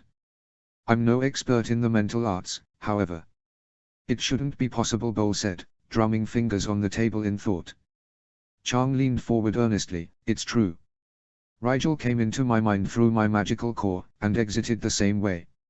It's the same for all the afflicted students we interviewed. The mind healer used the mists to gain entry, we think, but Rigel did something different. It isn't possible to enter someone's mind at any point except the mists, Bole argued, sounding certain. Such a thing would redefine legilimency completely, undermining the defenses that every Occlumen's uses almost without exception. I don't know what any of you are talking about, Millicent said flatly, but Rigel wasn't using legilimency. That's the point. That's incredible, Rosier said. Is it a natural gift, like your parcel tongue? Rigel shook her head. I don't think so. Maybe. It's not something everyone can do, but I can't just do it without thinking about it, like parcel tongue. It's not that kind of ability. It's still very dangerous, Rookwood said, his deep voice rumbling as he lowered it. It makes sense that you wouldn't casually admit to such a thing. Why not? Chang asked, tilting her head. It saved us. It could be used in other ways, too, to help people. Rigel's gift should be celebrated, and explored, surely. Pusey grimaced slightly. No offense, Cho, but this is why you aren't a Slytherin. The good Rigel did with this ability isn't the point, the problem is the harm he could do. Chang reared back, looking stung. Rigel wouldn't do anything bad with it. Would you? Of course not, Pansy answered for her, sighing, but the potential for harm will be more important than Rigel's assurances, to some. It's fine if it's just Hogwarts students who talk about it, most have seen the good things Rigel can do with his talents. If it became common knowledge that a dangerous, poorly understood new ability had manifested in a traditionally dark family tree, though, can you understand why discretion is the wiser choice for Rigel? The dark-haired girl nodded slowly. I didn't think, well, I suppose even though knowledge is inherently innocent, it can sometimes be used for less savory purposes than academic understanding. I won't speak of it so freely in the future, Rigel. It's really all right, Rigel said, concerned that her friends were making too much of this. It's not as dangerous as it sounds. I can't enter a person's core without leaving myself completely vulnerable, mentally and physically. It requires deep meditation, and the transference of my conscious away from my mental defenses. So it's not as though I can just enter someone else's mind on a whim. Learning legilimency would be more useful, honestly. I think its only purpose would be in healing, as a matter of fact. She told herself that its use in bypassing the magical binding riddle Junior had placed on her was incidental, with circumstances unlikely to reoccur. If you think others will see it that way, you are an optimistic fool, Bol said, frowning. Rigel shrugged. It's been so long since the sickness, I didn't think others were even thinking about the incident. Still, unanswered questions have a way of hanging about, Rosier said, but this conversation has been ever so demystifying. I find myself less interested in you already, Rigel. He could not have sounded more insincere, but Rigel smiled gamely at the upperclassman in any case. Thank you, Alden. Why don't we speak of more entertaining things? Pansy suggested, drawing the attention away from Rigel. Finally. Does anyone have plans for Samhain? I plan to eat my weight in pumpkin pasties, Millicent said. Everyone chuckled, and the atmosphere around the table relaxed. We're having a pumpkin carving contest in the Ravenclaw Tower, Chang said, perking up. My friend Marietta and I are going to enter our jack-o'-lantern. We've been trying to charm it to cackle like a hag, but so far it only chuckles heartily like Saint Nicholas. You know, I happen to be an expert in charms, Pusey said, leaning into the girl's space and speaking directly beside her ear. Maybe I could help you out sometime before Saturday. That would be cheating, Chang protested, though Rigel noticed she still smiled shyly at the table. Edmund and I have a wager on whether we'll see a prank that night, Rosier said, eyes alight with mischief. I think the animators won't miss a chance to give us another show, but Edmund believes the Weasley twins have been biding their time for an answering prank, and will seize on the holiday as an opportune moment. Any insider knowledge, Rigel? Pansy asked, a playful smile in her cheeks. You're an accessory to many of their pranks, if I'm not mistaken. I'm not at liberty to say, Rigel pretended to sniff. A prank's real value lies in the element of surprise. In that case, I'm going to spend Saturday evening making sure Rigel doesn't get into trouble, Draco said, smirking. He has abominable luck with Halloween for some reason, and there are certain kinds of surprises I've had quite enough of. Last year had nothing to do with me, she argued, feeling cold at the memory of that debris-scattered hallway and Neville's stiff, motionless form. Not for lack of your trying, Draco scowled. This year if something happens I expect you to run away from the trouble, not toward it. I wish you hadn't said that, Rigel sighed. Now fate is going to make things difficult. Poor, star-crossed Rigel, Black Rosier drawled. That would make a very accurate caption for her life, at times, Rigel thought sourly. That afternoon, their group left the pub and ambled their way through the rest of the shops on their list. Her friends seemed to have forgotten the serious conversation they had over lunch, but Rigel was having trouble letting the implications fall to the back of her mind. She had thought speculation all but died out concerning the events of her first and even second year. The incidents that had faded to only background importance to Rigel's mind still seemed to merit concentrated interest in others, however. Should she be worried that she was still the object of many people's curiosity?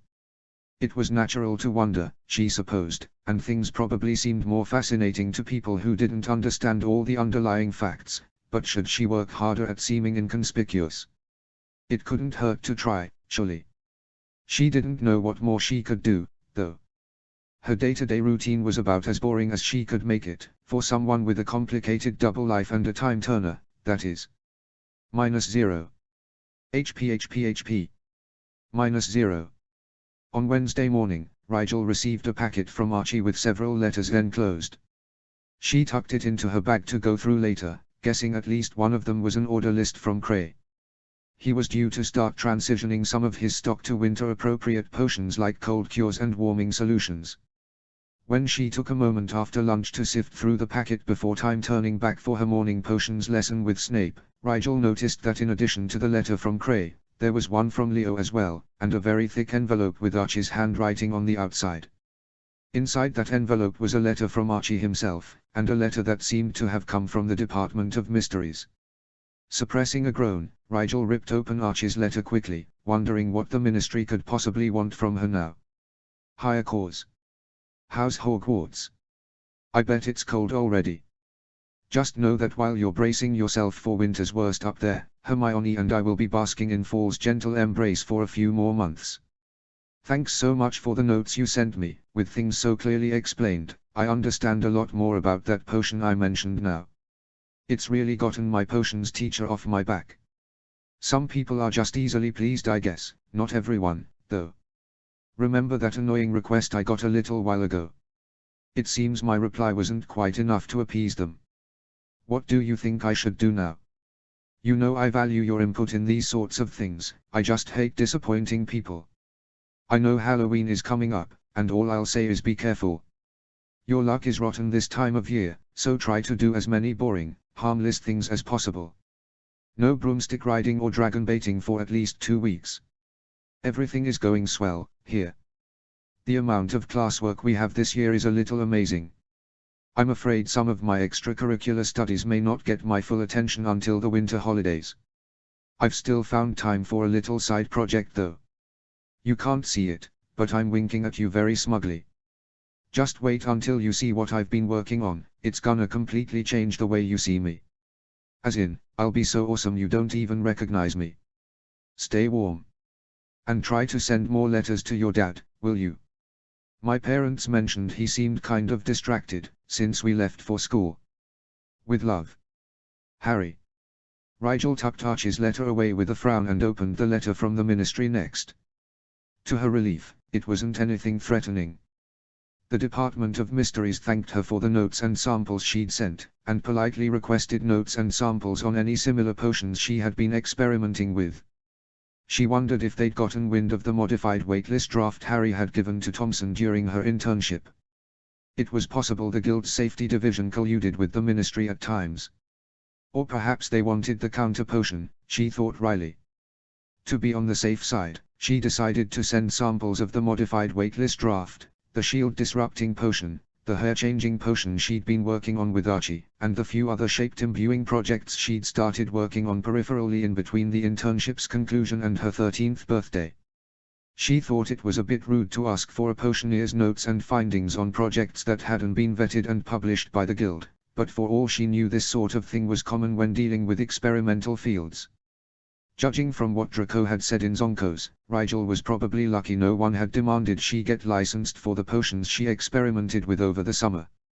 It probably helped that the only potions she'd been working on so far weren't dangerous. The Department of Mysteries could have the modified waitlist draft and the pranking potions if they really wanted them. Maybe when they saw how juvenile the rest of her work was, they'd stop pestering her and research the subject themselves.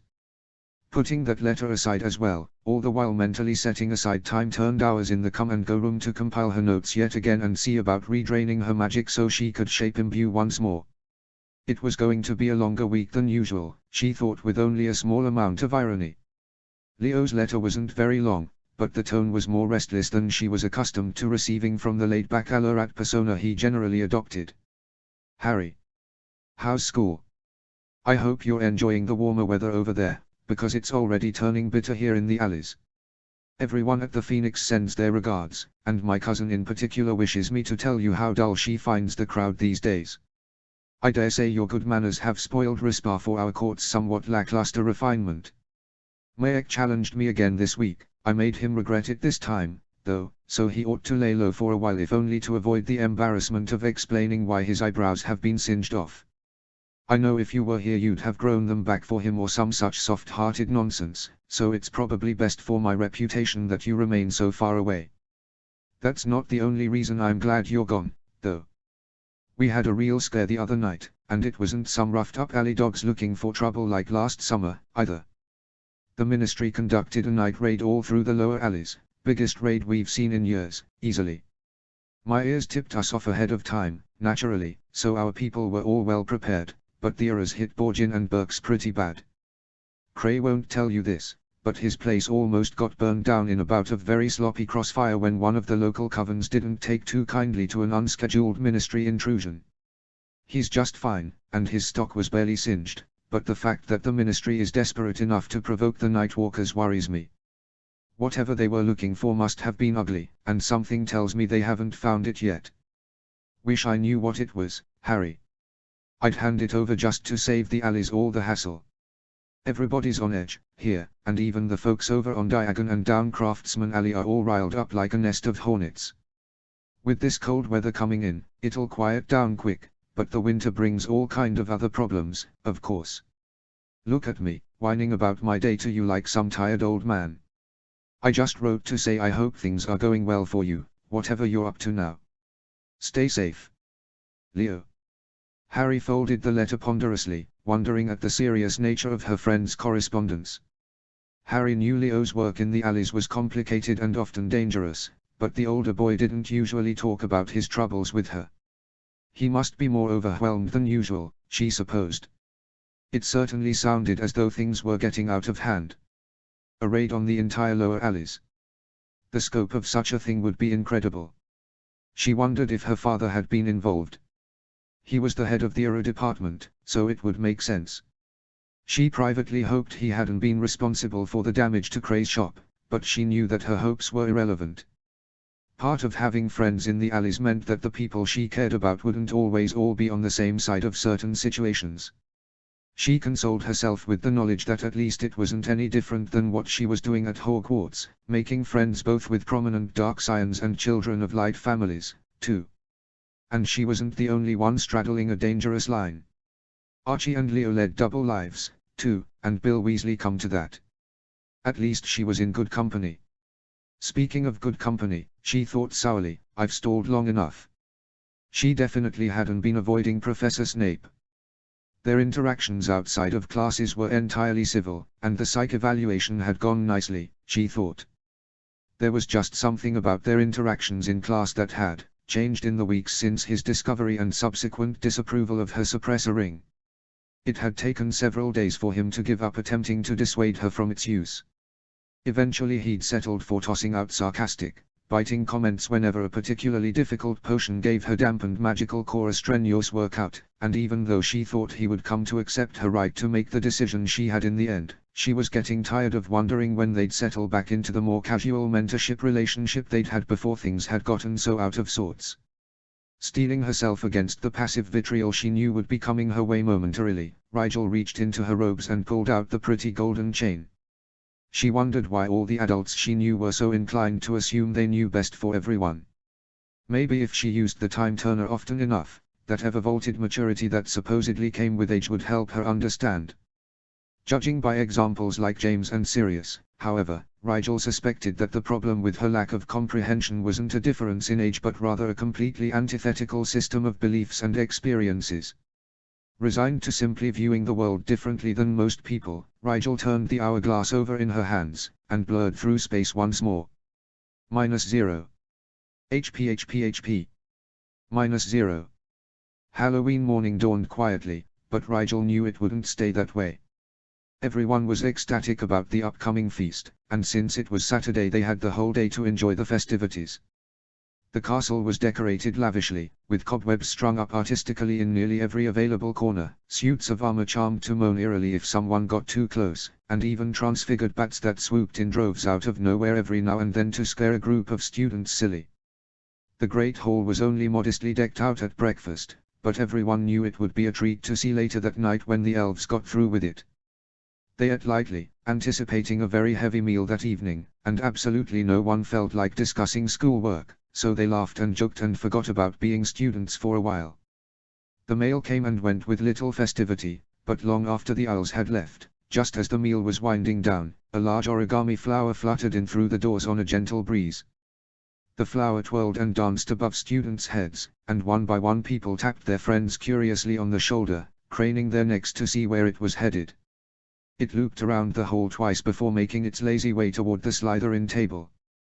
When it began to spin in place above Rigel's head, she tried not to groan aloud. Whatever it was sure to be troublesome. The paper flower stopped spinning after a moment and softly floated down to land in her lap.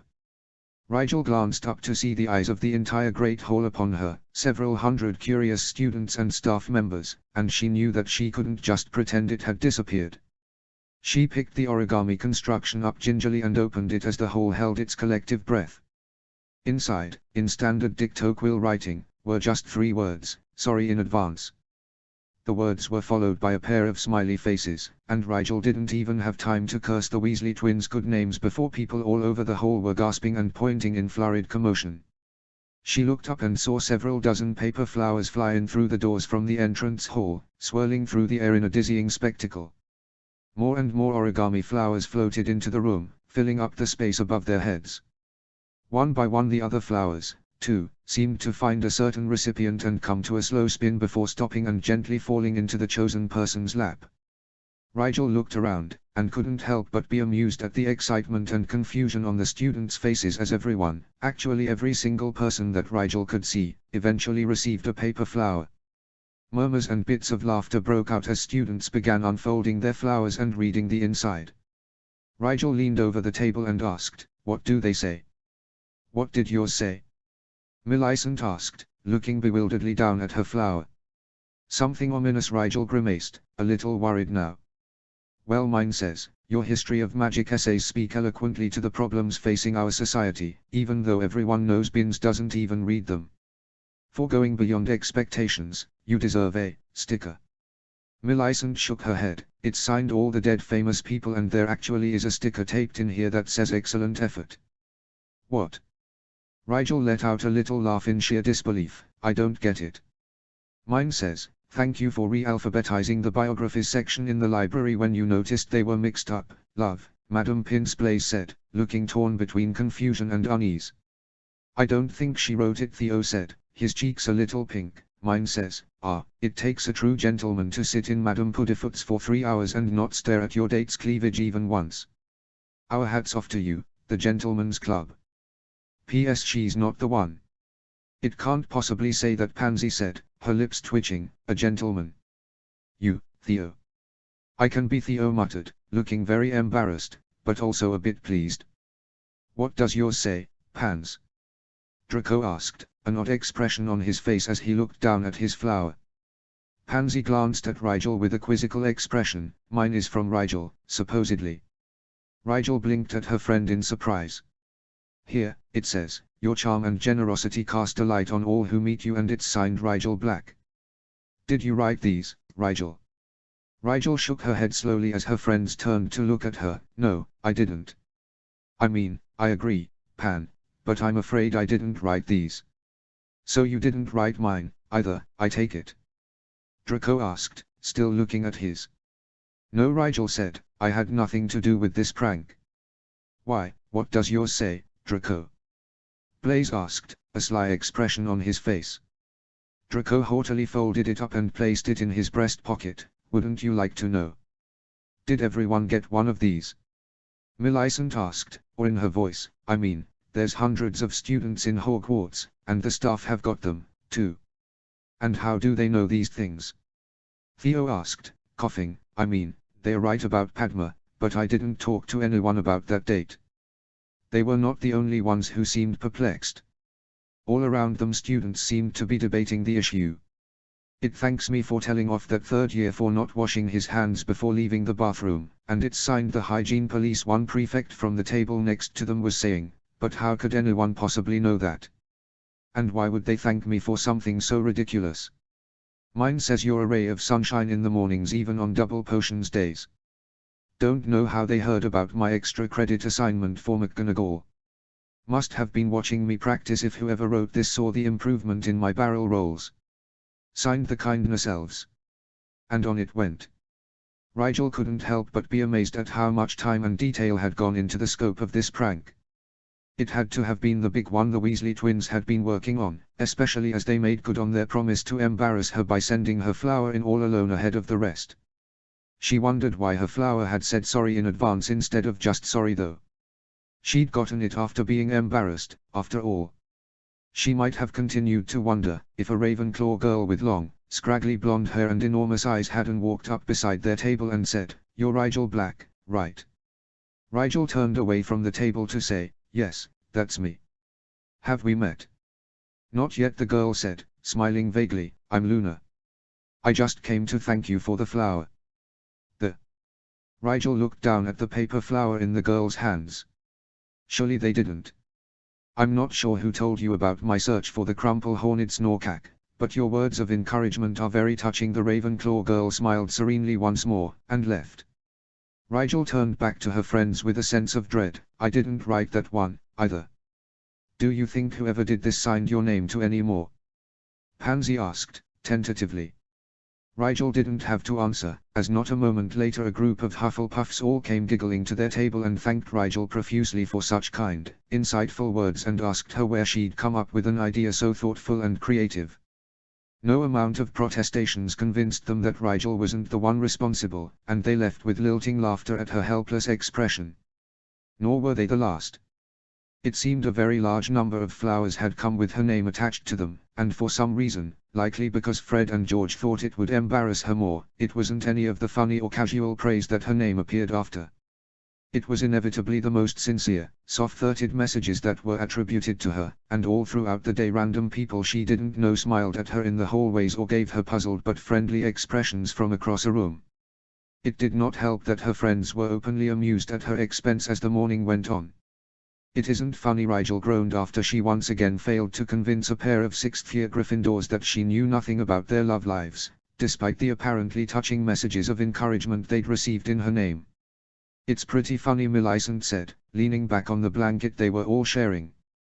It was chilly out on the grounds, but they all agreed they'd be missing the sun when winter really set in, so the six of them were bundled in scarves, watching some first-year Hufflepuffs trying to rake up a pile of leaves without getting too close to the humping willow.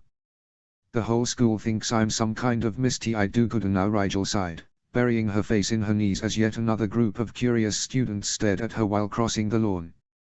"Just think of it this way," Theo grinned, "you could pull any guy or girl in the whole school right now. I heard they are calling you romantic, Rigel, already. Please tell me you made that up." Rigel closed her eyes against the mortified heat in her face.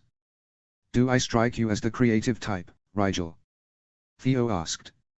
"Everyone is going to think I'm a crazy stalker, too," she realized, already picturing the suspicious looks. How on earth had the Weasley twins managed to get information on the whole school, anyway? Didn't they have better things to do?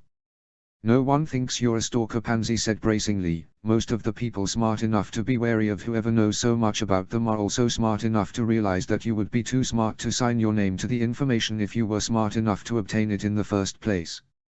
"Oh yeah, that much is obvious," Theo said, laughing at Pansy as the blonde girl wriggled her nose in response to his teasing. "It is," Pansy insisted, "so Rigel really only has to worry about all the people who aren't smart enough to figure that out. Those are the ones who think you're a great big pile of goo." "Thanks, Pan," Rigel said, "I feel much better."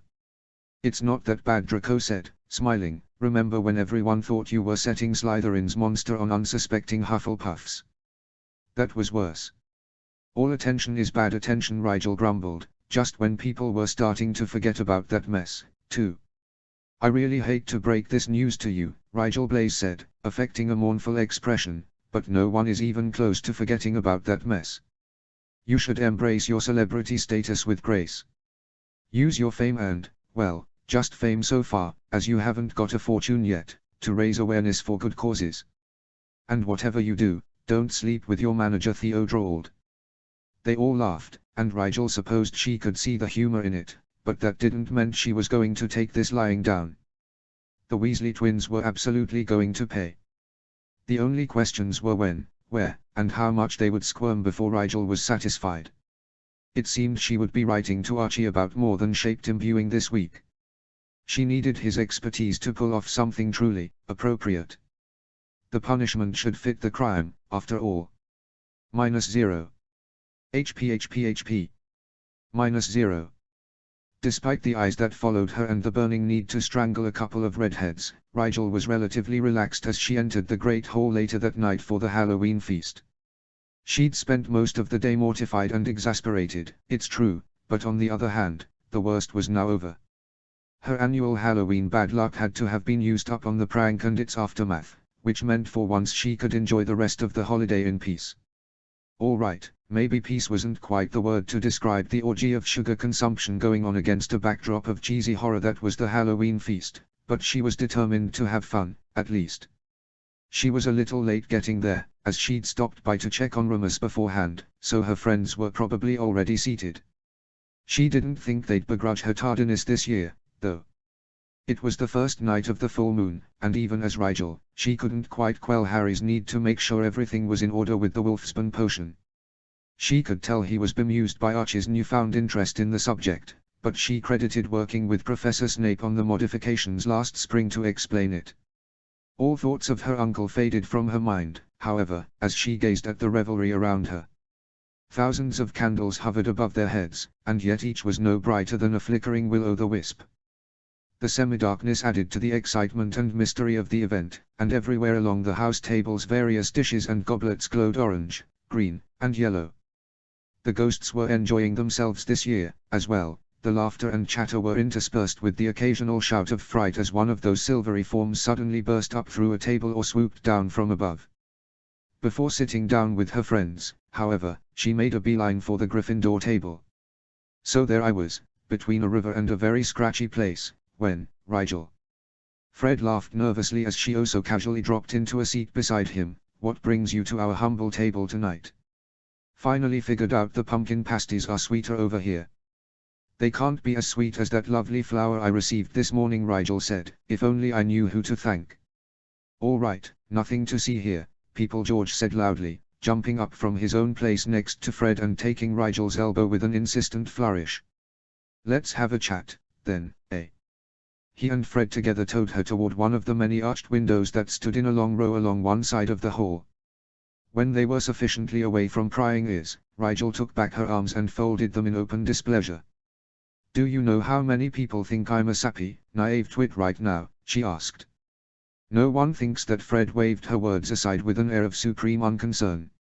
Everyone loved the flowers, Rigel George added, smiling winningly.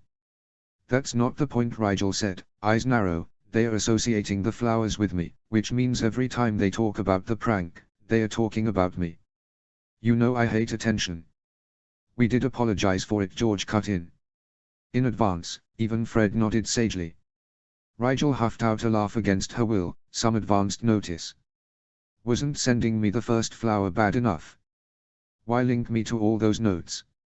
Not all of them, George rolled his eyes, only the really nice ones. It's a good thing if people think you're nice, Rigel. We are your PR team, after all, Fred added, grinning. You've already won them over with your mysterious healing abilities and your daring monster-slaying nerve. That's Ravenclaw and Gryffindor taken care of already. This is about getting Hufflepuff to your side. Now, you've got the whole school in your corner. Except all the Slytherins wondering how I got so much personal information on them, Rigel groaned. Which was not easy, by the way, George sighed. Besides, Fred scratched his head. House loyalty. Slytherins, Rigel said. Right. Well, we'll win them back with our next prank, then Fred said brightly, it'll have to be something really sneaky. No more tying me to pranks. Rigel tried to sound firm. I'm not running for president of the school. Although you would certainly bring a lot of charisma to the job, George said, voice thoughtful. Why not take credit for it yourselves? Rigel sighed. You put all that effort into it, even getting all the flowers to somehow go to the right people. Modified the spell ministry officials used to send interdepartmental memos, Fred said. Dad was ever so nervous about teaching it to us, George recalled. Can't imagine why, Fred shrugged. And all that time spent digging up dirt on people. Not dirt. More like daisies, really. So why put my name on it? Rigel finished, exasperated. Fred and George exchanged a long look. You're right, it was a lot of work, George said, inspecting his fingernails. We had to eavesdrop on all the biggest gossip mongers, break into a few teachers' student files, go undercover in various common rooms, follow, ask about, and basically investigate every single person in this entire school. But it was worth it. Did you see people's faces today? No one can believe the amount of work that must have gone into this. Everyone is impressed, whether they appreciate pranks or not. Even Percy looked vaguely approving today. It's so much better than animating a bunch of fruit, anyway, Fred said, sniffing. But it's not us, Rigel, George said, his voice softer now. No one takes the Weasley twins seriously. If we'd signed our names, the messages would have been treated as a joke, as something insincere, when they weren't. Somewhere in the midst of this prank we actually got to know the entire school, and the notes were supposed to be heartfelt. Which no one would believe, coming from us, but which people might believe coming from the notoriously serious and soft-spoken Rigel Black, Fred said. People are going to figure out I didn't do it pretty soon, Rigel said, frowning. But the prank will still be associated with you, like you said, George pointed out. The name Rigel Black in turn will be associated with kind words, thoughtful notes, etc. Don't you see how it's a win-win? It's a lie, Rigel said, still troubled. She didn't want to be known for anything, as Rigel Black. Lies aren't always bad, Fred said. She found that she couldn't argue with that without being a complete hypocrite, so she simply shook her head. Well, I guess you win this time. You really got me good, she added with a wry smile. No less than you deserve, George said, smiling once more. Calling us old men like that, the nerve. At Rigel's disbelieving look, Fred said, well, okay, we were going to use your name all along, but after Zonko's we didn't feel as bad about it. Rigel chuckled softly, fair enough. I'll let you get back to the feast, now. Sorry for getting my back up about all this. I ought to know better how to be a good sport, with my family. All's forgiven, George said, slinging an arm around her shoulders. So this means we've got the green light on the next one, too? Fred asked, adding his arm on top of George's. Rigel ducked out and turned to favor them with a droll look. Sometimes our friendship worries me. She left to the sound of twin laughs and wove her way back to the Slytherin table to join her friends. From the flickering of the lanterns on the tables, it looked like she'd get a seat just in time to hear Dumbledore's Halloween speech. So was it the Weasley twins who wrote those things, Rigel? Millicent asked as she sat down, apparently having seen her talking to them. I asked them, but they denied it, Rigel sighed for good measure. Who knows? I heard Professor McGonagall said you look hot with your hair down and was signed the bedroom fairy, Theo said, waggling his eyebrows. That can't possibly be true, Draco scoffed. McGonagall would still be livid if someone sent her a note like that this morning.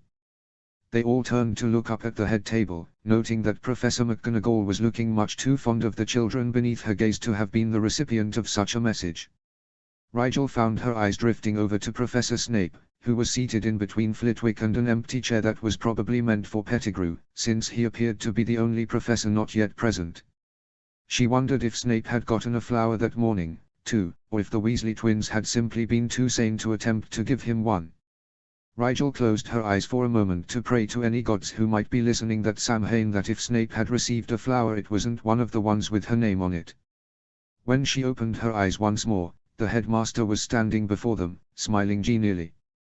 Welcome, everyone, to this year's Halloween feast, he said, gesturing to the hall with both hands. Let's have a cheer for our magnificent house elves, who have put their hearts into the decorations once again. There was a loud round of approval from the students, although Rigel noticed that most seemed to be applauding the house elves ironically, rather than in any true spirit of gratitude. She made a mental note to visit the kitchens tomorrow and tell Binny what a nice job they'd done. Dumbledore waved his hands, and said, yes, marvelous.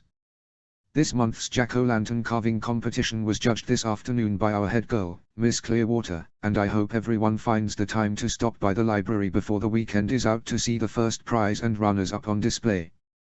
Thank you to all who participated, and congratulations to Mr. Oliver Wood, whose Quidditch-inspired design has won him 20 galleons, and 10 points extra credit towards his Transfiguration mark.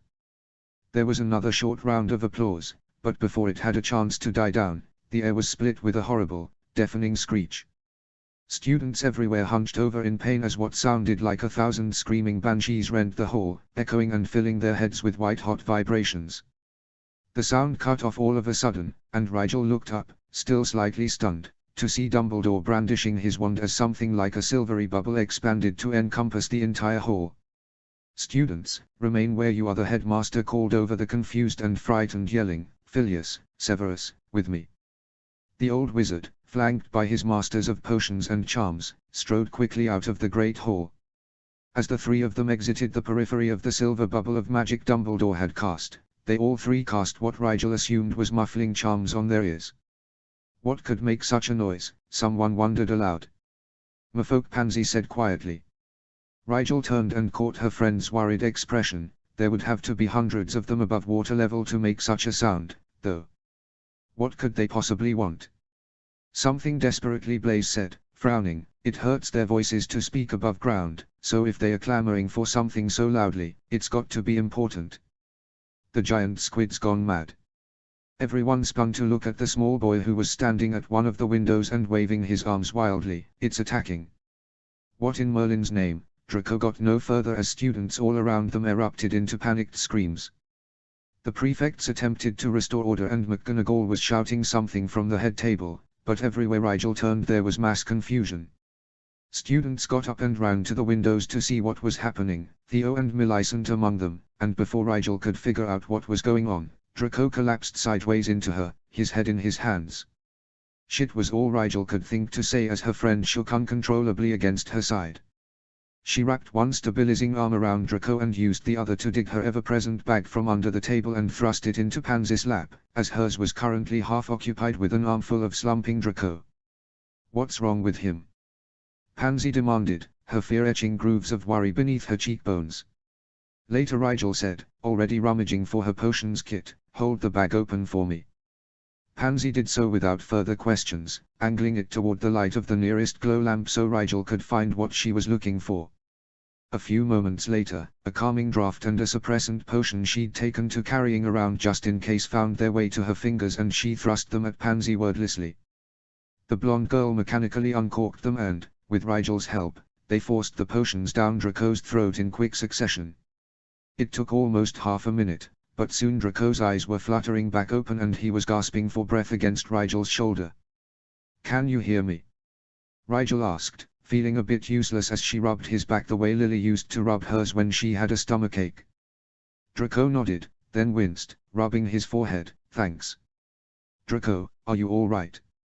Pansy asked, her soft tone belied by the sharp concern in her eyes. "I'll be fine, as soon as we get out of here," Draco said, grimacing as he pulled away from Rigel and sat up. "What's going on?" "We aren't sure yet," Rigel said, trying to make sense of what everyone was shouting around them. Blaze appeared out of the mass of hysterical students just then, sliding onto the bench next to Pansy and speaking quickly. "Dumbledore's gone down to the lake with Snape and Flitwick. The giant squid looks like it's trying to climb out of the water for some reason, and the merfolk seem to be arguing with the headmaster over something.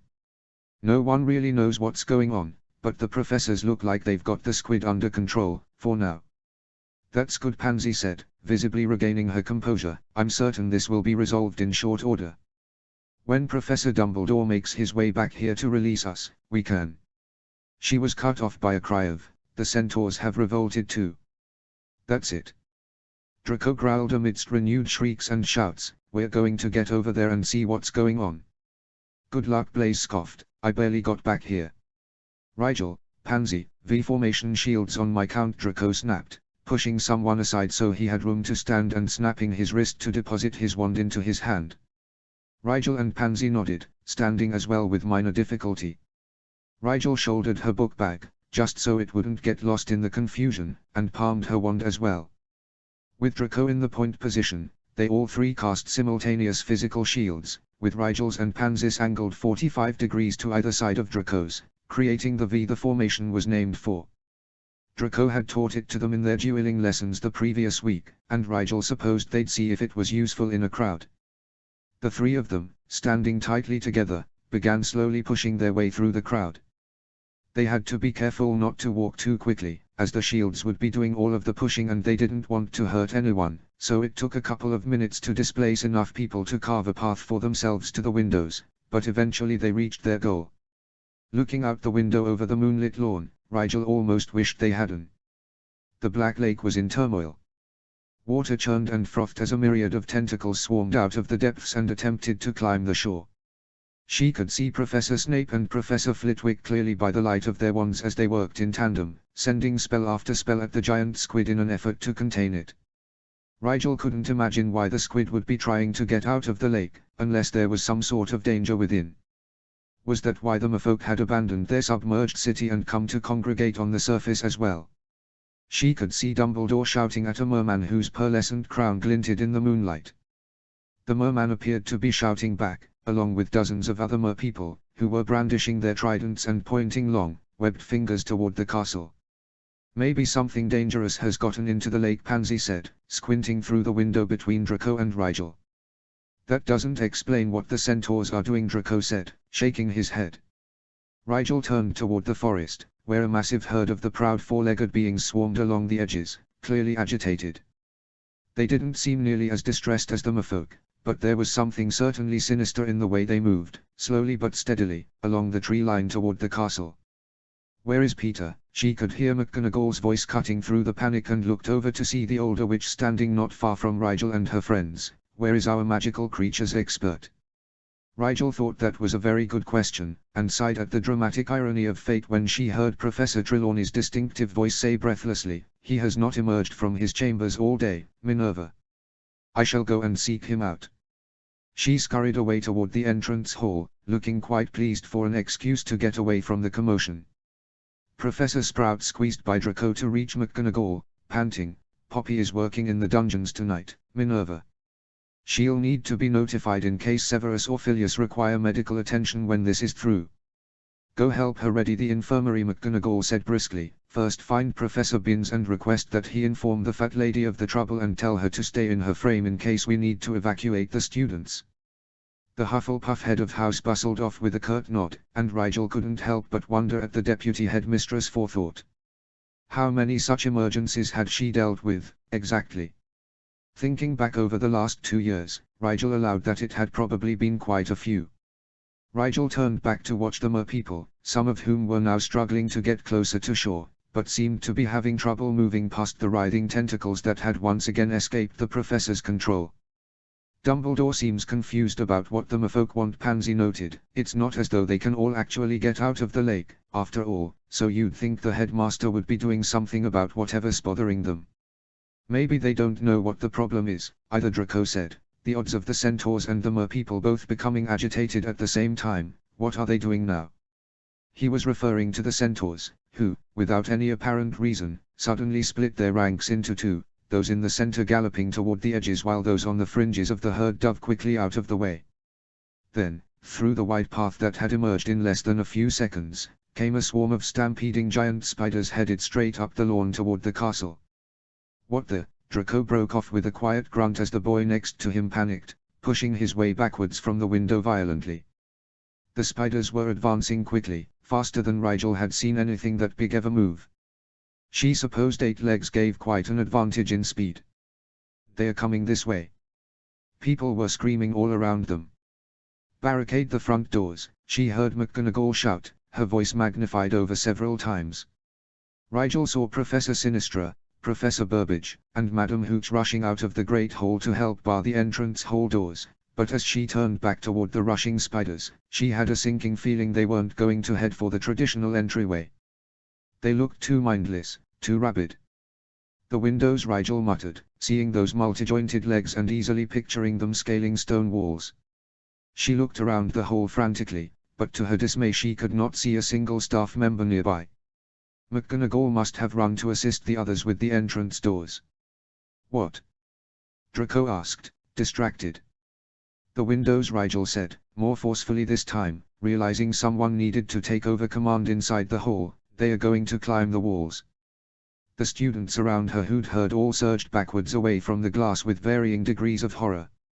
Only Pansy and Draco stayed composed. "What do we do?" Pansy asked, gripping her wand tightly. Barricade them, same as the doors, Rigel said quickly. Let's use the tables. Everybody away from the windows. Draco bellowed in a way Rigel had never imagined him doing, but it was certainly effective. All along the wall students scurried backwards. Everyone push this table up against the windows. Now, he shouted, motioning for those around the closest table running parallel to the windows to help him push it. It's too heavy, Rigel said, seeing the way even a dozen students' straining muscles barely convinced the heavy tables to slide a few feet toward the windows. Clear everyone out of the way. Draco and Pansy cast shield charms and carefully expanded them to press all the students packed between the table and the wall toward the ends of the hall and out of the way, even pushing some over the top of the table to the other side, shouting, "Move it! Now!" While they worked, Rigel closed her eyes and tapped into her core with urgency. It stirred willingly enough, or at least the part of it she had access to with the suppressor on did. She briefly considered taking the ring off, but then realized any spell she tried with her magic beyond her control would probably blow up in her face. "Rigel!" Pansy called, drawing her back from her moment of doubt. The space between the longhouse table and the wall of windows was vacated. It was now or never.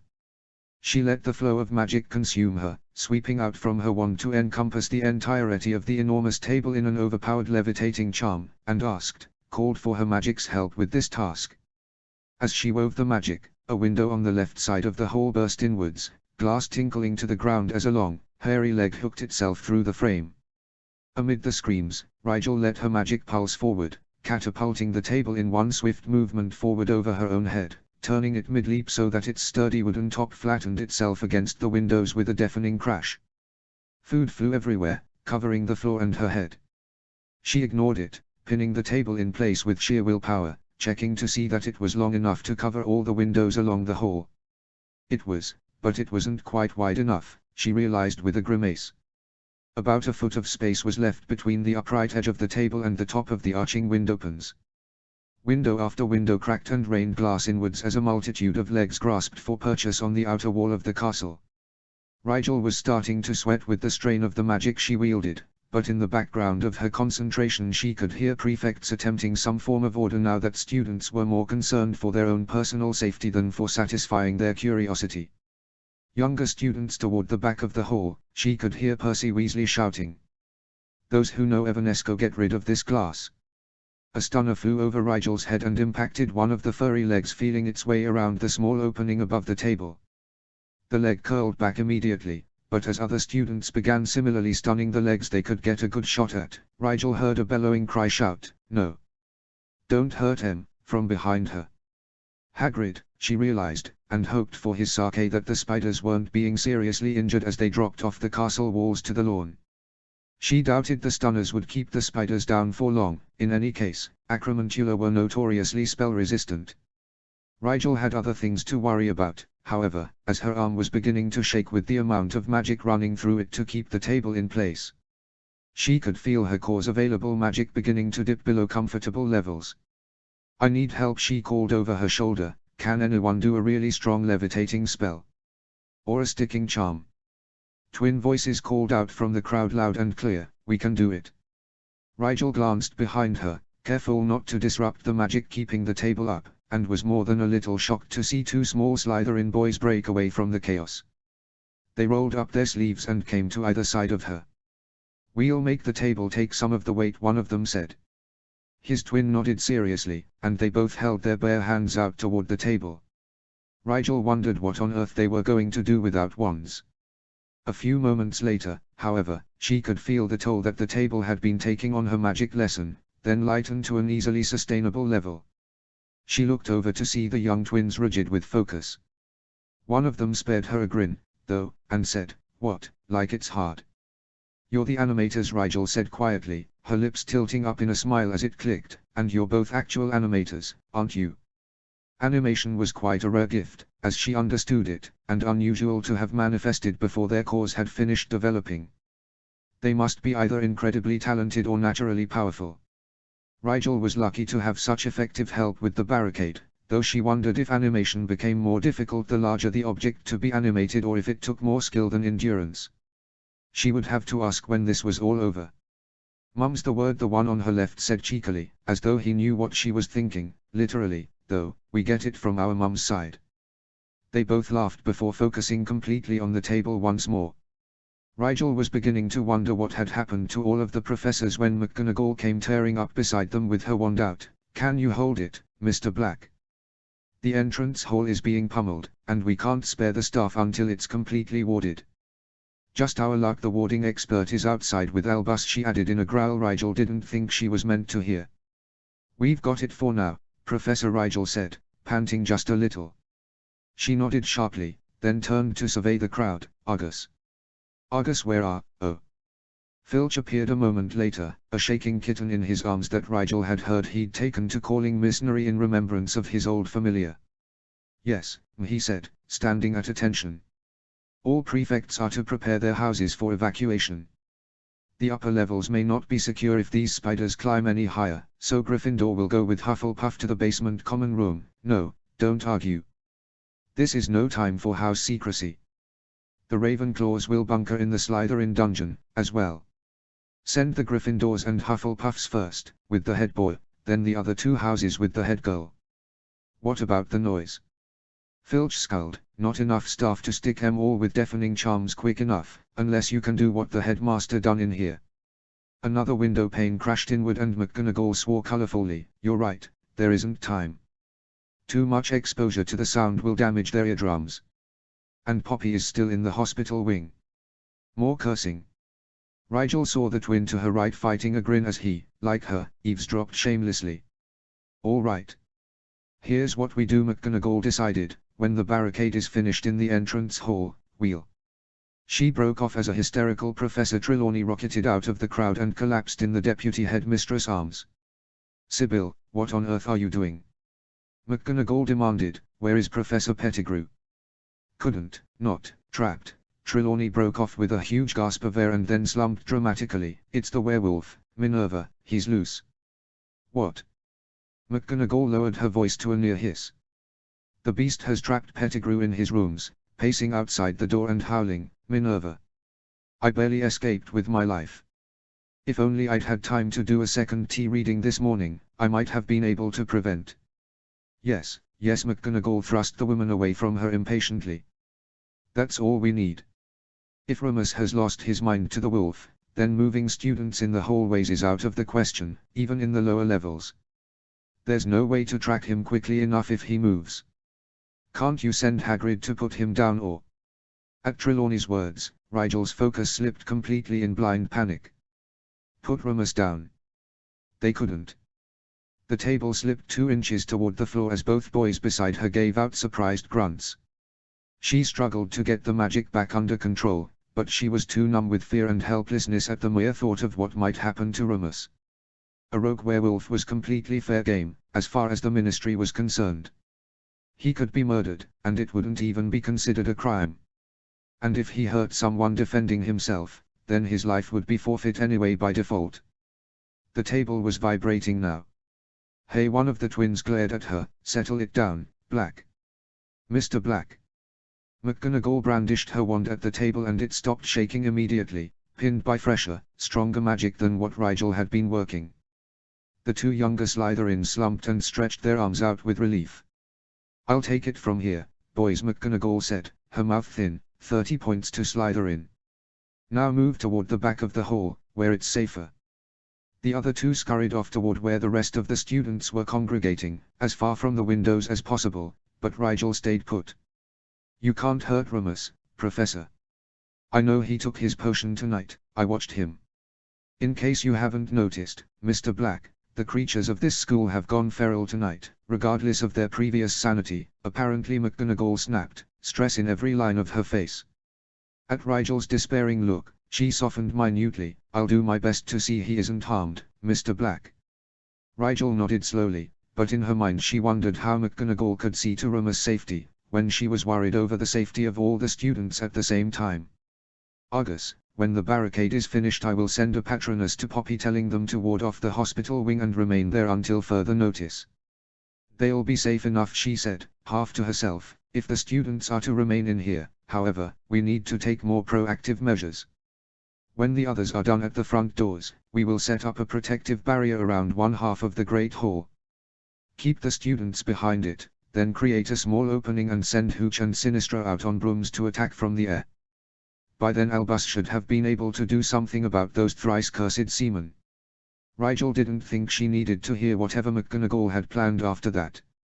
She had her own plan to execute. Filch and Trelawney began herding all the remaining students into close quarters toward the back of the hall, opposite the doors to the entrance hall, clustered around the head table. Rigel saw a pair of pale-headed students bobbing toward her through the crowd, and slipped as casually as she could out of their line of sight. Draco and Pansy were not going to approve of what she did next. She hunkered down behind the staff table, pulling out the Marauder's map and searching frantically for Remus. Her uncle's dot was moving erratically back and forth outside of a door in the staff quarters, beyond which sat a dot labeled Peter Pettigrew. Rigel traced a shortcut with her finger that could take her from the first floor to that part of the castle in just a few minutes. All she had to do was slip through the door behind the head table and into the trophy room it connected to without anyone seeing her. She worked her way surreptitiously through the crowd, and had just reached the small enclave containing the door when a large hand grasped her elbow and spun her around. It was Rookwood, and he had a very forbidding expression on his face. "Your friends are looking for you," he said, voice tinged with disapproval. "Now would be a bad time to run off." "I have to go," Rookwood, Rigel said, tugging on her elbow. "Remus is in trouble. He needs help." "How can you help a werewolf?" Rookwood said lowly. "It's not safe." "I have to protect him from himself," Rigel said fiercely. "If anyone else comes across him, they'll kill him, or he'll kill them, but I can help him. Let me go." Rookwood looked torn, but his hand didn't release her. "His family," Rookwood, Rigel said, as imploring as she could. "What if it was Rosier? Or Selwyn? You'd do the same."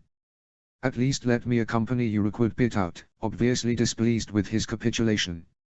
"No, you need to stay here," Rigel said. At the upperclassman's warning growl she held up her other hand. "Pansy and Draco will try to follow me if they find out I'm gone. You have to be here to keep them from coming after me. You once again take risks that you yourself forbid others from taking," Rookwood said, shaking his head. "Yes. I do," Rigel said. It was the truth, after all. She didn't have time to analyze it, however. "Keep Pansy safe, Rookwood." He let her go with a sigh. "Keep yourself safe, Rigel." Rigel nodded her thanks, then slipped through the door quickly, and left the older Slytherin behind. Horrid, awful wailing greeted her ears as she left the protective barrier of Dumbledore's magic.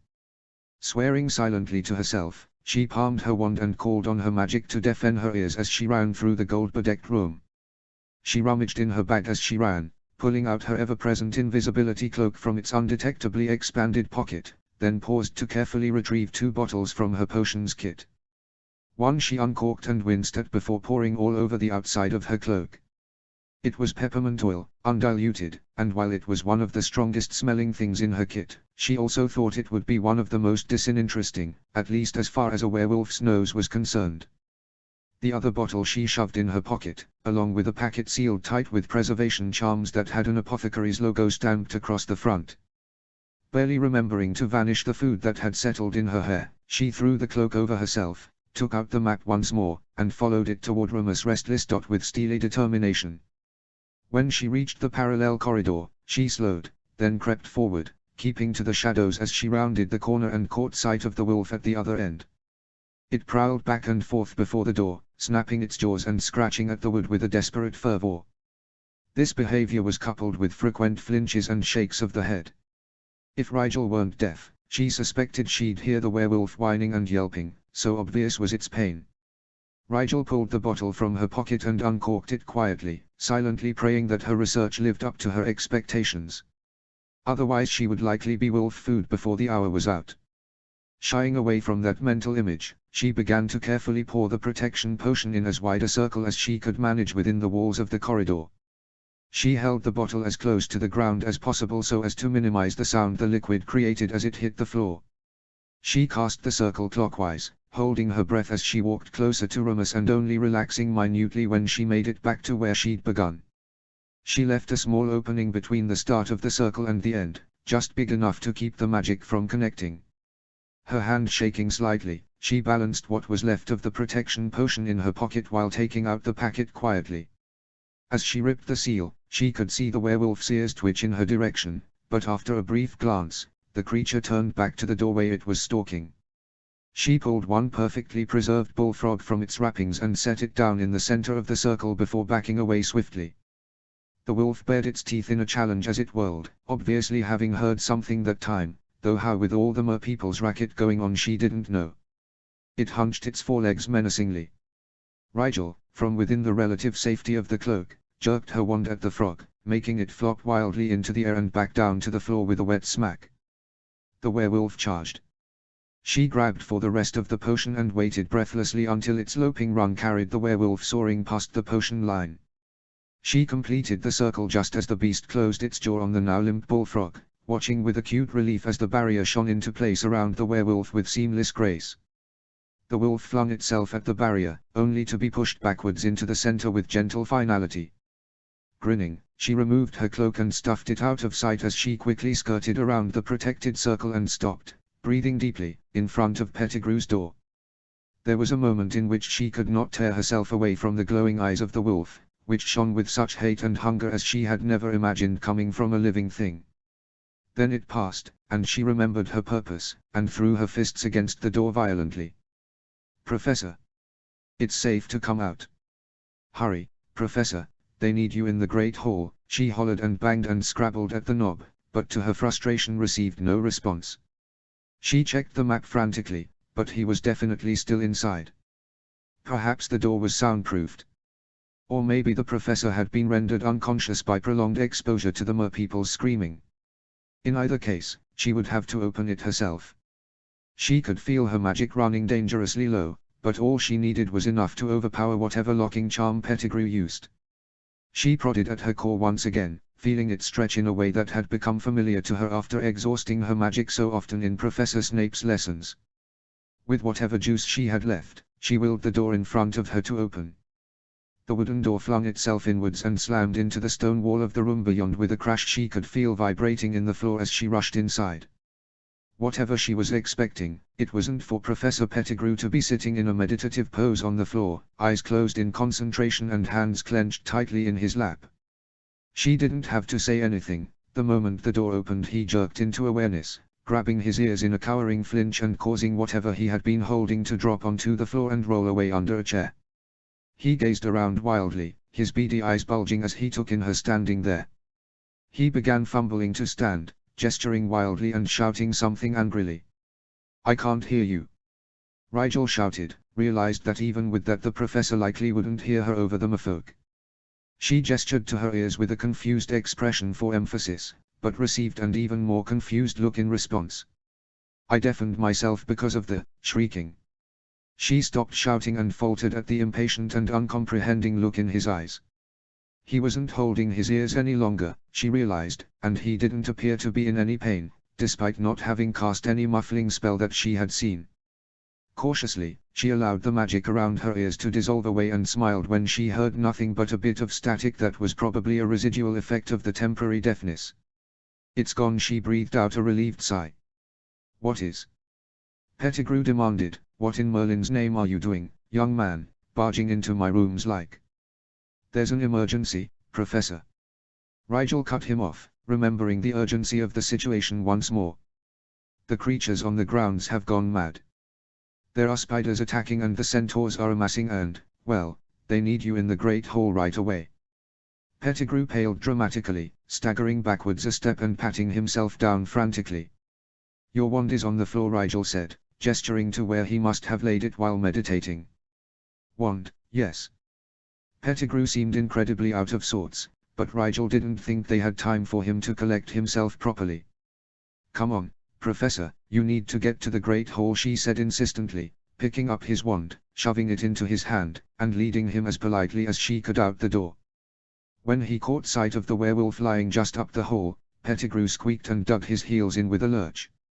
"What is, Remus isn't supposed to be."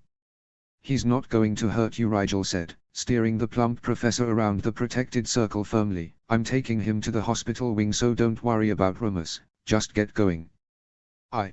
It's not safe." Pettigrew trailed off. Rigel wasn't sure if he was talking about Rumus or the walk back to the Great Hall, but she smiled reassuringly and prodded the professor gently in any case. "I'll be fine, just go." Pettigrew whimpered a bit pitifully, but then bit his lip and nodded, "Yes, I'd better go." He hurried off at a shaky run, and Rigel turned back to the werewolf. She circled the creature slowly, looking for any sign of sanity. It already looked calmer, and she wondered if it had been the merpeople's screeching that drove it so insane. If the pain was awful to a human, she couldn't imagine what it would be like for a werewolf's sensitive ears. It was the reason she thought he ought to go to the hospital wing, instead of staying in the corridor all night. She knew from Archie's books that eardrums were extremely delicate, and an injury there could easily become permanent and debilitating if not treated in a timely manner. "Rumus, are you in there?" Rigel asked, kneeling down outside of the barrier to look the werewolf in the eyes. "Can you understand me, now?"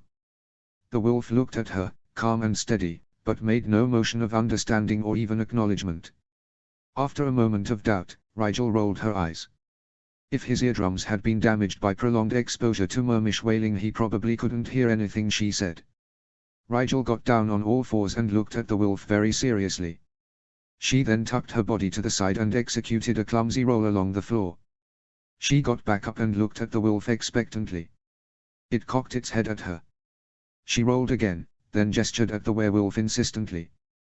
The creature lolled its tongue at her, then rolled gracefully inside the circle. Either Rumus had his mind back, or Rigel was the first person in history to teach a werewolf to do a trick. Weighing the odds in her head, she smiled and dug in her satchel for the bottle of ward disruptor potion that would render the protection potion inert. Pouring it across one of the lines, she broke through the ward to wrap Rumus in a tight hug. He was shaking and clearly exhausted, but he licked her cheek affectionately in response. Rigel stood and, with Rumus at her side, set out at a light jog for the hospital wing. She didn't know whether the rest of the castle was safe or not yet, so she figured she'd just take shelter behind the wards there as well until things died down. The doors were sealed tight, so Rigel kicked on the wards in a parody of a knock until a voice on the other side called, "Minerva. Is that you?" "It's Rigel Black, Professor," she called back, "I've got a patient for you." "Mr. Black," that voice was definitely Madame Pomfrey. "What on earth did they send you up here for?" The wards parted and the nurse's stern visage poked through the open door. As the sight of Rumus, however, she reared back with a gasp. "Mr. Black, get away from—" "He's fine, Madame Pomfrey," Rigel assured her quickly. "He's in his right mind, just hurt from all that noise before." Concern for Rumus quickly replaced any worry the woman harbored for Rigel's safety, and she waved them both in with a brisk arm before closing up the wards once more and shutting the door behind them. Rumus trotted rather calmly over to one of the beds and leapt up on it before anyone could direct him. Clucking to herself, Madame Pomfrey began running a scan over his head. Professor Sprout pulled Rigel aside while this was going on and said, "What's happening out there, Mr. Black?" "The merfolk have stopped screeching," Rigel said, assuming that the hospital wing would be warded against noises as a matter of patient comfort and guessing they wouldn't have noticed the change. "The spiders from the forest were scaling the walls when I was last in the Great Hall, but Professor Pettigrew is on his way there now, so perhaps he can help them deal with that. I think the headmaster and Professors Snape and Flitwick were still outside at the lake last I saw them. They've boarded up the Great Hall and the entryway, though, so I'm not sure anyone knows what's happening outside the castle yet." "The students?" Sprout pressed, her face lined with anxiety. "All safe last I knew," Rigel said. "McGonagall seemed to have their protection well in hand." "Thank you, Mr. Black," Sprout sighed, flexing her fingers agitatedly. "I just hate waiting here while my house is in trouble." "Rumus isn't a danger anymore," Rigel said. "You could make your way to the Great Hall, if you were careful." The stout woman smiled, but shook her head. "Minerva has posted me here, so I'll remain until the all clear. Running about on my own without anyone knowing where I'd gone would just making the situation more chaotic." Rigel tried not to wince, but had to wonder if Sprout had guessed she wasn't supposed to be escorting Rumus to the hospital wing, as it were. "At least send a patroness so Professor McGonagall knows Rumus is here, and safe," she suggested. "I think his presence in the hallways was deterring her from evacuating the students underground." Professor Sprout stepped away to do just that, and Rigel went back to Rumus's bedside to watch as Pomfrey finished healing his ears. I'll have to do another diagnostic when he's transformed back, she said as Rigel took a seat beside her uncle, but he should recover full use of his hearing once I'm finished. Good, Rigel said, finally allowing her body to relax. She ached everywhere from the strain she'd put on her magic, and as the adrenaline drained away she felt empty and stretched, like a sponge that had been wrung out too many times. You did well, Rigel Pomfrey said, looking away from Remus briefly to give her an approving smile. Other times I would scold you for what I suspect is another of your impulsive inclinations toward irresponsibility, but in this case, it's a good thing you got him here when you did. I don't like to think how debilitating this kind of injury might have been if it had gone unchecked even another few hours. The eardrums are troublesome enough, but the nerves that pass information to his auditory cortex are even more fragile than a human's. The overload put such a strain on his temporal lobe. Much longer and it might have resulted in permanent damage to that section of the brain. So, good job, Mr. Black. She fixed Rigel with a stern look, but don't do it again. Rigel ducked her head in a nod that was part acknowledgement, part avoidance. If she had to do it again, she absolutely would, in this case. Some time later, Rigel was dozing, curled up in a chair by Remus' bed, where the werewolf was sleeping peacefully in the semi-darkness created by the curtain drawn around them.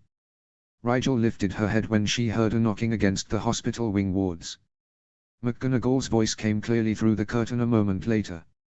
All's well, Pomona. The deputy headmistress sounded tired, but satisfied. Albus is repairing the damage done to the outside of the castle as we speak. What happened? Madame Pomfrey asked. What caused all this? We don't yet know, McGonagall said. The official story is that the ambient magic around the castle interacted with the wild magic of Samhain tonight and created a dark energy that upset the creatures around the castle, causing them to react strongly against the castle itself. That sounds a bit far-fetched, Pomona sighed. Think the Daily Prophet will swallow it? I do. As a matter of fact, McGonagall sounded as though she wished to roll her eyes. I'm more concerned about some of the more perceptive students. They witnessed the ferocity of this incident, and aren't like to believe it was a simple accidental intermingling of strong magics that upset the creatures. The spiders, perhaps, even the merfolk, but the centaurs. They are intelligent beings, not prone to panic, and yet their chief claims there is a dark force within the castle that is agitating fate itself. What are we to make of such a statement? There could be any number of old artifacts hidden around the school, but none of them have caused this sort of upset in the past. Why now? There, Minerva, Pomona said consolingly. Albus will sort it out. In the meantime we ought to focus on moving the school past this. I'm sure we'll have our hands full with night terrors and panicky parents before the weekend is out. How long do you think it'll be before Lucius Malfoy pays us a little visit? This last was added with a distinctive bite. Not long enough, McGonagall sighed. Well, I just came to inform you of the resolution and check on Remus. How is he? Did he regain his mind with the rest of the creatures? We don't know, Pomona said. What happened at the end? How did Albus get them to regain control? It wasn't Albus, McGonagall said. One moment the squid was thrashing, the spiders were climbing, and all hell was raining, and then, they stopped. Just like that. Pomfrey sounded skeptical. Yes, McGonagall said, I've never seen the like. The spiders seemed to shake themselves, then they retreated into the forest, calm as anything. The squid settled right down, and the merfolk stopped screeching all at once, disappearing back into the depths. Albus tried to talk to the Making, but he was no clearer than the centaurs, apparently. Well, what of Peter? Pomona asked. Does our resident expert have any explanation for this phenomenon? McGonagall scoffed quietly. He came running in a few minutes after it was all over, mumbling something about Samhain and the full moon and tumultuous energies. I'd accuse him of hiding out the storm in his chambers, but I gather he was detained by Remus' presence in the hallway outside his room. Thank the gods no one was hurt in this mess. All students are accounted for, then? Pomona asked, sounding relieved. All but one, McGonagall said, now with an annoyed edge to her voice. In your Patronus you intimated Rigel Black was here. For his sake I sincerely hope he has remained so. Rigel figured that was her cue. She stood from the chair and stepped out from behind the curtain. I'm here, Professor. Would you like to explain yourself, Mr. Black, or shall I guess? McGonagall's eyes were tired, but very sharp. I saw that you had your hands full in the Great Hall, so I thought I'd better take care of Remus myself, Rigel said. At McGonagall's darkening look, she said quickly, "It's not that I don't think you could handle him. Just that, his family, and other people might not be as gentle with a rogue werewolf. I couldn't let anything happen to him or anyone else because of whatever was making the creatures go crazy. It is not your responsibility to go running after werewolves, Mr. Black, even if they are your uncles," McGonagall snapped. "In times of difficulty, anyone with the ability to effect positive change also has the responsibility to do so," Rigel said, tilting her head. "Godric Gryffindor said that. I had the ability to help Remus, and the opportunity, so I did. I didn't hurt myself or anyone else. And Madame Pomfrey said it was a good thing that I did. Remus was injured when I found him, and might not have gone to the hospital wing without prompting. With all due respect, Professor, I'd do it again." McGonagall pursed her lips, but Professor Sprout burst into chuckles. "Ever thought you'd hear a Slytherin quoting Godric Gryffindor at you to get out of trouble, Minerva?" The older matron suddenly smiled, making Rigel extremely nervous. "You're right, Mr. Black. It would be an affront to my house to do anything but give you 20 points to Slytherin for bravery and selfless nerve." Rigel smiled hesitantly, then gulped when McGonagall continued, "While I may not punish students for having courage in a crisis, however, you can bet that Severus Snape will see your little adventure in an entirely different light." Rigel grimaced, realizing she would be lucky to break even on house points by the time Snape got through with her. He had a very poor opinion of her reckless stupidity and all actions and inclinations thusly associated. "I should get back to my common room," then she said, moving back to Remus' bedside to collect her bag. "Is it safe to return?" "The students should all be heading to bed now," "Yes," McGonagall said, "and Mr. Black?" Rigel turned at the door with a polite expression. "Yes, Professor. Good luck." Wondering how a woman of her age had time for a sense of humor after such an exhausting evening, Rigel pasted on her fakest smile and left the wing. She passed a multitude of students heading toward their common rooms on her way back to hers. None of them took much notice of her, and Rigel though wryly that if one good thing came from all this, at least no one was talking about the prank anymore. And she had thought her bad luck used up that morning. Ha! She reached the common room just as the last Slytherins were filing in, and she barely made it 3 steps toward the dorms when a now familiar hand gripped her elbow and redirected her. "This is becoming a habit," she told Rookwood as he led her across the room. "The habit is yours," Rookwood said. "They aren't happy with you." "I know," Rigel sighed. "I advise you to sound contrite," Rookwood said. "I'm not." Rigel frowned, though some part of her wondered if she should be. "Pretend," Rookwood suggested, "or it's going to be a long night." Rigel nodded. "Fair enough. They're okay though, right?" "See for yourself," the upperclassman said, releasing her when they reached the group of chairs and couches by their usual fire. Pansy was the first to react, rising from the couch and bringing Rigel into a gentle hug. "Hi, Pansy," Rigel said, "I'll glad you're all right." Pansy released Rigel and gave her a steady look, then turned and reclaimed her seat without speaking. Rigel turned awkwardly to Draco, who took Pansy's hand when she sat back down, and didn't acknowledge Rigel's presence at all.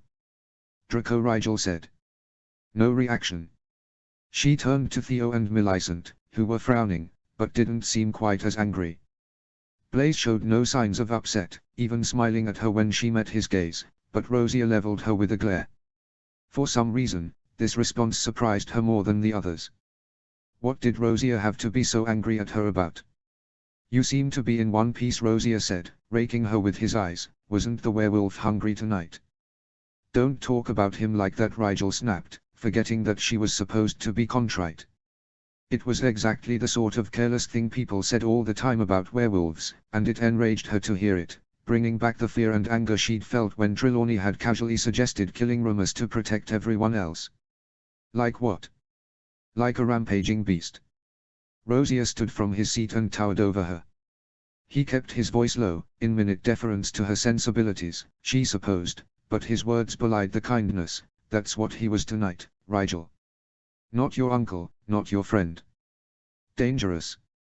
If you can't tell the difference between man and wolf, then you need a serious reality check. When Edmund told me where he'd let you run off to, I wanted to strangle him, but after thinking about it I realized it's not Edmund's fault. It's yours, Rigel. You chose to place yourself in danger, knowingly abandoning your friends and allies to run off after an incredibly deadly magical creature without so much as a thought about how the rest of us would feel if you got eaten by a bloodthirsty beast. Are you finished yet? Rigel said, more coldly than she'd meant to. She just couldn't stomach Rosia's words at the moment. I am not. I think you must be, because you're starting to repeat yourself, Rigel said, her face as blank as a wall. Or didn't you notice you'd called my uncle, your defense professor and one of the nicest, most intelligent men I've ever known, a beast, Rosia? He may be all of those things most of the time, but tonight he was dangerous, Rosia said, gritting his teeth. Edmund, what class is a werewolf? It's a 5X creature by classification, Rookwood said promptly. Why is that, Edmund? Rosia asked. It rivals the Nundu for speed, the Manticore for strength, and the Lethifold in its appetite for human flesh, Rookwood said, unflinching. I know that, Rigel said, glaring at the two of them. You think I'm some excitable first year who's read about werewolves in books and thought, gee, wouldn't it be swell to get a real good look at one up close? I know what werewolves are. Better than you two, I dare say. I've also known Remus my whole life, so I know that if he isn't in his right mind it's because something is wrong, and he's in trouble, and when my family is in trouble I help them. You can't run off every time someone you know is in trouble, Rosia said, running a hand through his hair in frustration. All it does is put you in trouble along with them. Better than doing nothing, Rigel argued, and besides, I had a plan to help Remus. I didn't go tearing off in a panic without any way to actually help. I don't fling myself into situations I can't handle, contrary to popular belief. I'm careful. I wasn't in any danger tonight, Rosia. I took every precaution. Like what? Rosia bit out, eyes narrow. I turned myself invisible. I doused myself with peppermint oil, too, she said. He couldn't see or smell me. Is that why you smell like a candy cane? Blaze asked, chin propped against the armrest of his chair in casual indolence. Yes, Rigel sighed, realizing that some of the oil must have seeped through the cloak, and Remus couldn't hear me, either, because the merfolk's screaming had already ruptured his eardrums. He had also taken the new wolfsbane potion tonight, which means he was significantly weaker than a true rogue werewolf would have been. When I found him, he was hurt and confused and not dangerous to anyone. That was a bit of a stretch, but Rigel wasn't above lying to protect her loved ones.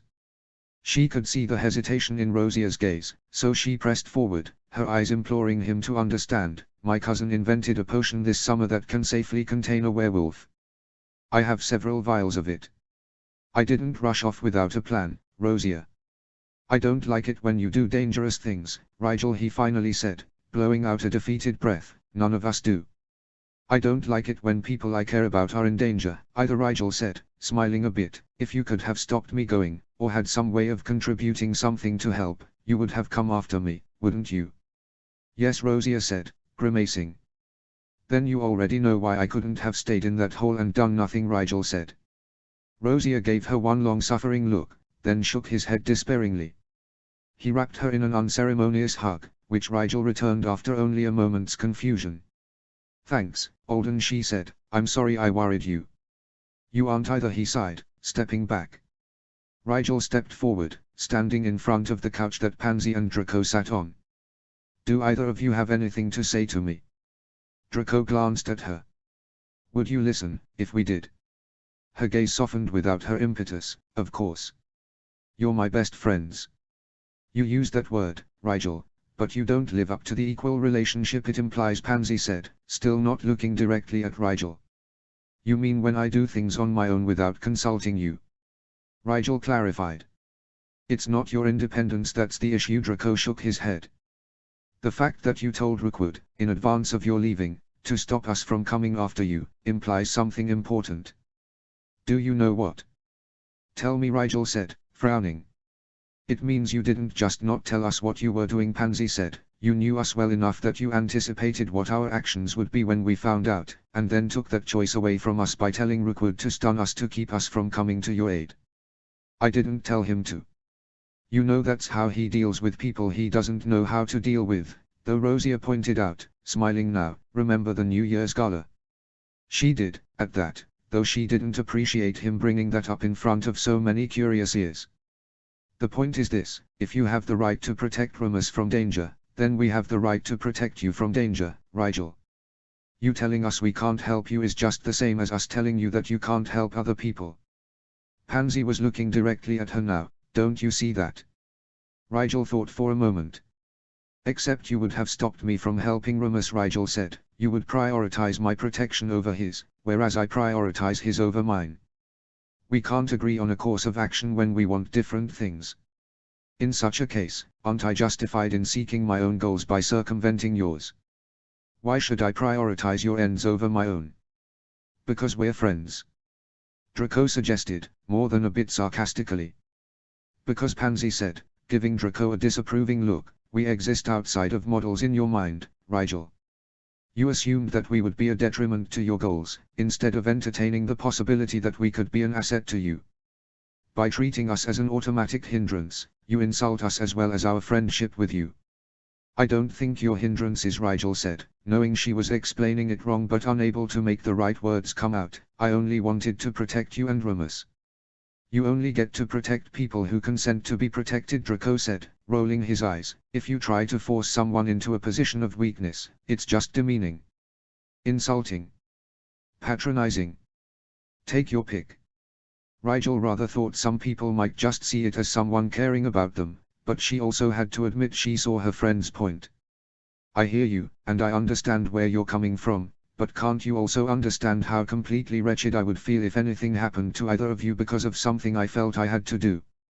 Risking a certain amount of danger to myself is my choice, but bringing you guys into danger by default because of an obligation of friendship, I couldn't justify that. It would be the height of selfishness and carelessness if I did. What would I say to your parents if anything happened? I promised to be a good friend to you. That means not making your association with me hazardous to your lives. If I did what you asked, invited you into trouble with me, how can I live with that kind of guilt? What kind of person would that make me? A normal one, Theo said bluntly. No offense, Rigel, but Draco and Pansy are right on this one. Yeah, it feels awful when your friends get hurt or into trouble because of something you did, but that feeling is part of what is supposed to deter you from being reckless.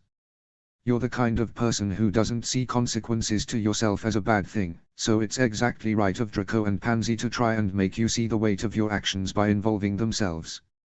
If it's something you wouldn't want Draco and Pansy doing, it's something you shouldn't be doing, right? Unless you think you're better than or different from them. There was a beat of complete silence as the group stared at Theo with varying levels of surprise. What? The sandy-haired boy scowled. I can be deep.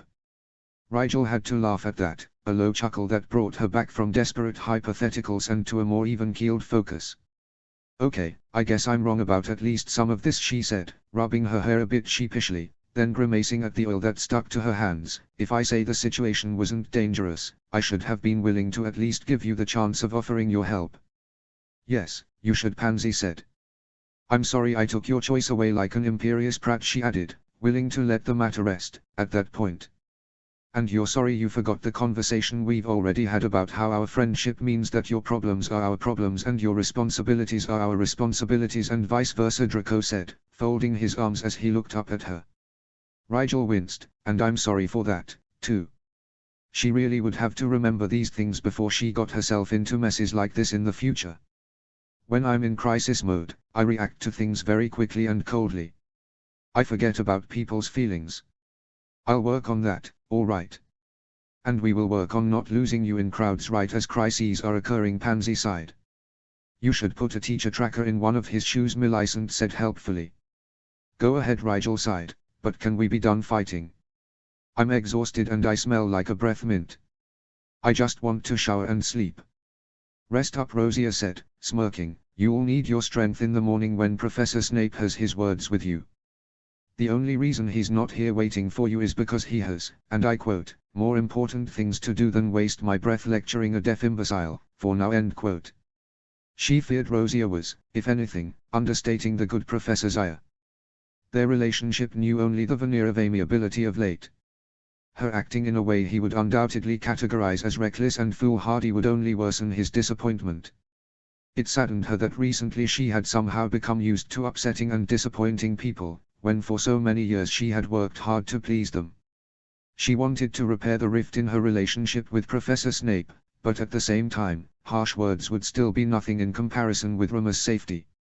She couldn't call herself a hero in her own mind, though.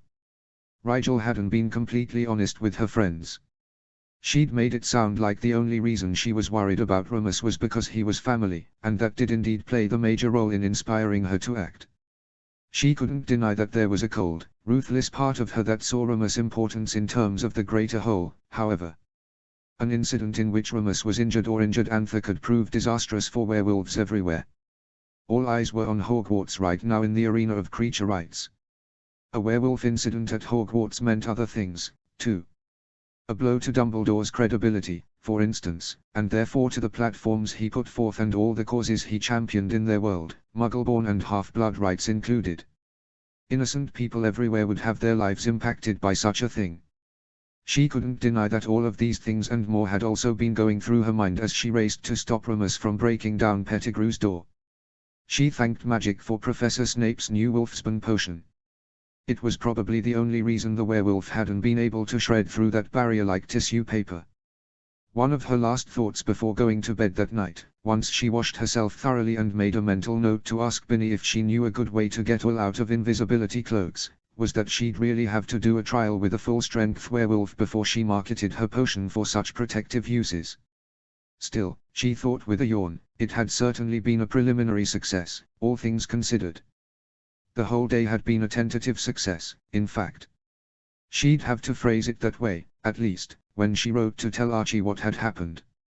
She certainly did have a lot of people worrying about her, for someone who had started out at 11 with the intention to remain completely unnoticed. Perhaps it was time to accept, as so many people kept saying, that anonymity was simply beyond her grasp. For now, anyway. -0, 0, 0. -0, 0. -0. End of chapter 8.